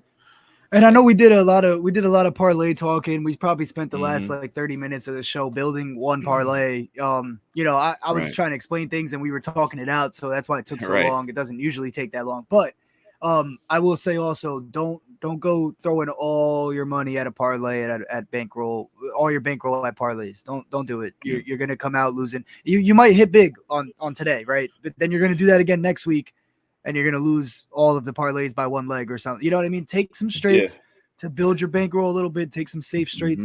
I think that the Carson Wentz over 1.5 touchdowns at plus money is a very safe hedge against that parlay. You put $10 on that, you win the $10 that you spent on the parlay if one of the other legs folds. Carson Wentz could hit that by the first quarter if it really came down to it. Another halftime at least. So another strategy I like to employ is I'll throw up my whole slate of straight bets, and then after I lay those straight bets, then I'll go and I'll build a parlay from those straight bets. Exactly. And it's a small, so it'll be like, $5 or $10 on each of those straight bets. And then that parlay will be, or maybe $20 or 25, depending on how I feel about it. Cause I got kids in school. I just had to get a truck for my son. I got bills to pay. So I'm just kind of sprinkling around with this money. I'm not trying to go crazy, but even if you're out there and you're throwing like $100 bets at stuff all the time, which I don't know how y'all do that. I go nuts over the little shit that I do. But anyway, what I'll do is it'll be a series of like $10 bets or something like that. And then what I'll do is I'll go in and I'll make like a $5 parlay that puts 5 of them on a slate together. And then that way, if that hits, you really make out big because your straights are part of that. But if you don't, and you get 3 out of 5 right, you still make more than what you put out there. And even with the one thing that I like doing with the parlays on a Sunday slate when there's games all day long, right? I mean, I know we snuck Leonard Fournette in as that last leg, but if I liked anything with value, like this is for the next Sundays. So you guys know if you don't catch us next Sunday, you're busy, you know what you're doing on your own and stuff. This is something I do, and it's been working for me is I try to keep it to the 1 p.m. games. So by the end of those, by the time that the 4 o'clock games are going to be starting to kick off, I kind of have a feeling on if this 1 o'clock parlay is going to hit or not. So if that looks like it's about to be a hit where I need like 3 more yards from the running back and it's a run game right now, and I'm like, oh, that's going to hit, in the fourth quarter. I don't need to throw anything else down on, if I already won big, I don't need to throw down. Don't give the books the money back that they just Right. gave you Right. because you made a good play. Don't double down on random stuff that you're just like, oh, I'm hot right now. I'm going to play this. I mean, John Ryan gets into that all the time. Or you think you're playing with house money, so you're just like, Exactly. oh, it's house money. Like, no. Well, like, you are. But like, the house gave you, but it's the house gave now. you their money. Keep it now. It's yours. Yeah, Exactly. No, Ain't exactly. nothing wrong But with keeping your money. But I will say now, if that 1 p.m. parlay is shot and it's done, like one of the guys got hurt, and I already know it's a loss. Now I know, okay, I probably want to go play something for the 4 o'clock games, keep the day exciting, get another chance to build some bankroll. But don't go too crazy, man. I throw a lot of straights out. I throw a lot of money down with straights, and it comes back. As long as you hit at like a 60% clip, you're profitable on the day. So you go 6 out of 10 on these picks, and you're good. We got, I don't know if it's Kyle or I don't know how you pronounce your name, but go ahead and you're free to speak now. Thanks, man. Yeah, it is Kyle. It is Kyle. Okay. First time. Yeah, What up, I just Kyle? put the C instead of the K. Yeah, no worries. But yeah, man, I'm sorry. I haven't watched the NFL since like 2018. My boy host kept on here. I just want to say hi to him. I'm such a big fan. Shit, okay. Damn, man. People coming on our show just to grift to you, Hotep Jesus. It's got to be. It's got to be nice living that life. Sunday. Neither one of y'all watch the NFL. Maybe you're as good as Hotep Jesus. Yeah, dude, hop in the He picks challenge. He dropped man. off. Catch up. Yeah, for real. Jump in on Tell him hop in the the picks picks challenge. challenge. Hey, tell him Hotep hasn't watched since. Tell him Hotep I know, hasn't well, watched since like 2010. Yeah, I did. All right, well, that's so that'll be our last caller for the day, and then we're gonna shout out to we're Benny gonna go ahead 101. Listen to these guys. Definitely know what they're talking about. We appreciate you, Thank bro. you, man. Appreciate you. You know, if you're We tailing, try. best of luck. Hey, just know that like I won't say everything that we said, but like probably like 75% of the things that I said today, I'm gonna put my own money behind. So like if you lose, I lose, we lose, and we do it together. If you win, I win, we win, we do it together. Yeah, it's all good. And just remember, if so don't be mad at me. I'm gonna be already mad. Yeah, I'm gonna right. already If lose we, my money anyway. And if we lose, this is what we're saying every time anyway. I don't know shit about fuck. So there you go. Even when we sometimes, yeah, they're right, exactly. It's like we just drawing, like we're just out here, like make. No, but I think we gave you some really good angles. Yeah, things to look we tell you at, what we see and why really we did, see it that way. Yeah, we tell you what we see and why we see it that way, and we try to do our best to make a good, sound argument for why we see things the way that we do. Exactly. And a lot of times it has worked out. Like John and I went head to head the other day for the Thursday night game, and we disagreed. And I was right about that one, but I was wrong about some stuff from yesterday that he was right on. So, well, you guys killed it yesterday, man. That's another thing. Well, I mean, I know John's not here, but go subscribe to John's channel. The Saturday slate. I'm gonna grift a little bit. I'm not putting his fucking links in here. You have to go watch our other videos and find the links. You're gonna get us another view added or whatever. Right. There you go. But no, seriously, go to his links because, dude, that Saturday show, you guys killed it. I made bank off of you guys. I did. So, yeah. I mean, Chad's going to say, oh, yeah, you never tell me about the parlays, but I'm using your strategies that you talked about. I know. I should have played my own stuff the way that you did. You told us on the show yesterday with John Ryan on John Ryan's channel that it's going to be a high scoring game. Florida's going to play well.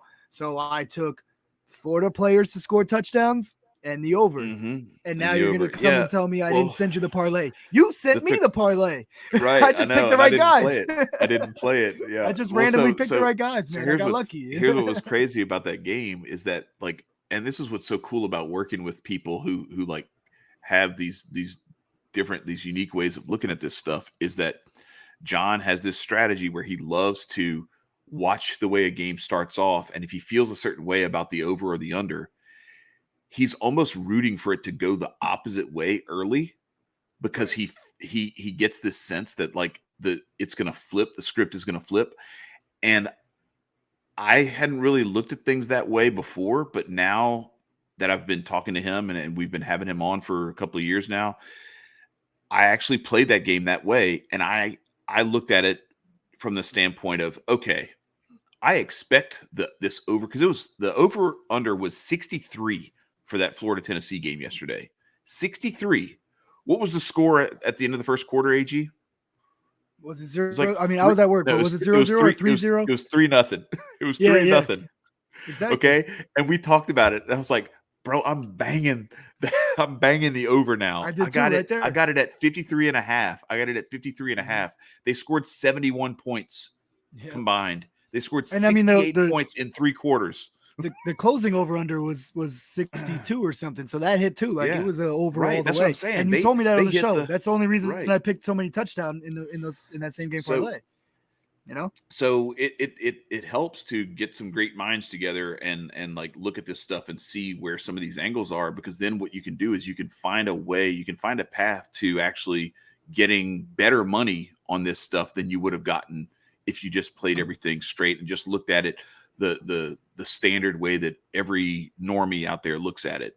What we're trying to do is we're trying to help you to get an advantage. So one of the things that John talks about it with something like that, and you could see that with like one of these games today, is I don't like Kansas City in this game this afternoon.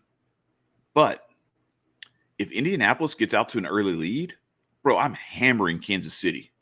Yeah. Because I like Kansas City enough. I'm almost hoping I for could that. see exactly, and that's exactly why I brought it up, is because there are some of these games where I look at it and I'm like, you know what? I almost hope that the scenario that goes against what my real belief about that game is, I hope that happens, because then I'm going or that like my conspiracy theory idea gets confirmed early, because then I know, all right, well, I can still play that other angle, the normie angle, but now I get the normie angle way cheaper than the normies got it, because they got it before the fix was in. So that's the part point. of being a pro, man. Just you know, playing. You might like a game, like, okay, you know, like we're gonna keep harping on this game because it's the easy example here. But I like the Chiefs to win by 6 for sure. I love that play. That feels great to me. That's gonna happen in my head, right? But I'm not gonna take it. I'm not putting my money behind it because it smells fishy. And that's part of what Chad's saying. Like, you don't have to. But if the Colts get out to an early lead, play it when the value is there. There's no value on taking the Chiefs right now, even though I love it. There's no value in taking, you know, Philadelphia against the Commanders. Yeah, exactly. You know? But if they go down 7, there you go. You might get plus money. Now Bang take it. them, because I think they might win. I think both teams might win, just not cover. Yep. But I am going to definitely take a parlay where I have the Lions to cover, the Commanders to cover, and the Colts to cover. And then I'm going to also do all those 3 teams to win. Take my chances, because those are the games we keyed in on, and I have a really strong – I do enjoy those, or I like those plays, you know? You're getting really good odds. You're getting cheap odds. And that's the thing, is that this is all about, you know, if I'm to bring, you know, Texas Hold'em into this, you know, if I got 3-8 of hearts, but I'm in the big blind, you know, like I'm gonna check if it makes its way all the way around to me and there's no raises. I'm gonna check that, and I'm gonna see what that flop looks like. And if I hit a piece of it, I'm probably gonna represent like I've got a big hand, you know. Right. But if I'm not in the big blind, if I'm in the small blind, or I'm not blinded at all, I might just call that. Just, you know, if it's cheap, you know, just call that with that 3-8 suited. It's a tough, you know, it's not going to connect, but, you know, I could still end up with a flush, you know. So it's there's one of value. those things where you're playing pot odds, and so like if you end up where you have one of these matchups where, like, the Commanders against Philadelphia, okay, right now the money is so cheap to put on Washington because everybody loves Philadelphia right now. Yeah. Nobody gives a shit about Washington. They're too busy making fun of their name. The bets are kind of split, but like the average, you know, NFL fan the mindset is yeah. So well, I'm not talking about the spread. I don't like the spread. Oh, you're saying like, just the winner. I'm saying the money line. I'm saying money line. Right. Nobody expects Washington to win this game. So I'm like, all right, I'm going to throw a little bit there, and then if it goes the way I want it to early on, I'm either going to cash it out early, or, you know, it's one of those things where if I don't play it that way and I like Philadelphia, I'm going to wait. I'm not betting Philadelphia straight up before the game kicks off. So anyway, but that's it. We've if you want these, we're kind of rehashing some takes that we've already had throughout this 2-hour episode. Yeah, exactly. You can go back and check this stuff out. But we wish everybody the best. We gotta run because we gotta get some stuff done before the games start and everything. Oh, so yeah. Hey, anyway, appreciate everybody jumping in the chat, man. I'm telling you, we're gonna keep doing this every Sunday morning, and by like week 7 or 8, man, this chat's gonna be live. Everybody, that's right. I'm telling you, we're gonna make this thing special. And I mean, I like the roundtable way, like where people jump on the spaces, give me your thoughts, because me and Chad we might be missing something. You know what I mean? Give us some thoughts in the chat. You guys are very helpful with that. We're thinking about different things because of what you guys said. So we appreciate you guys being active in the chat and everything. Make sure you tell a friend to tell a friend to tell a friend to tell their mother to tell their uncle to tell their sister to tell their brother. And make sure you subscribe if you haven't done so already. That's right. And yeah, that's all I got. That's it. Good luck this weekend. All right. Yeah, peace today. out.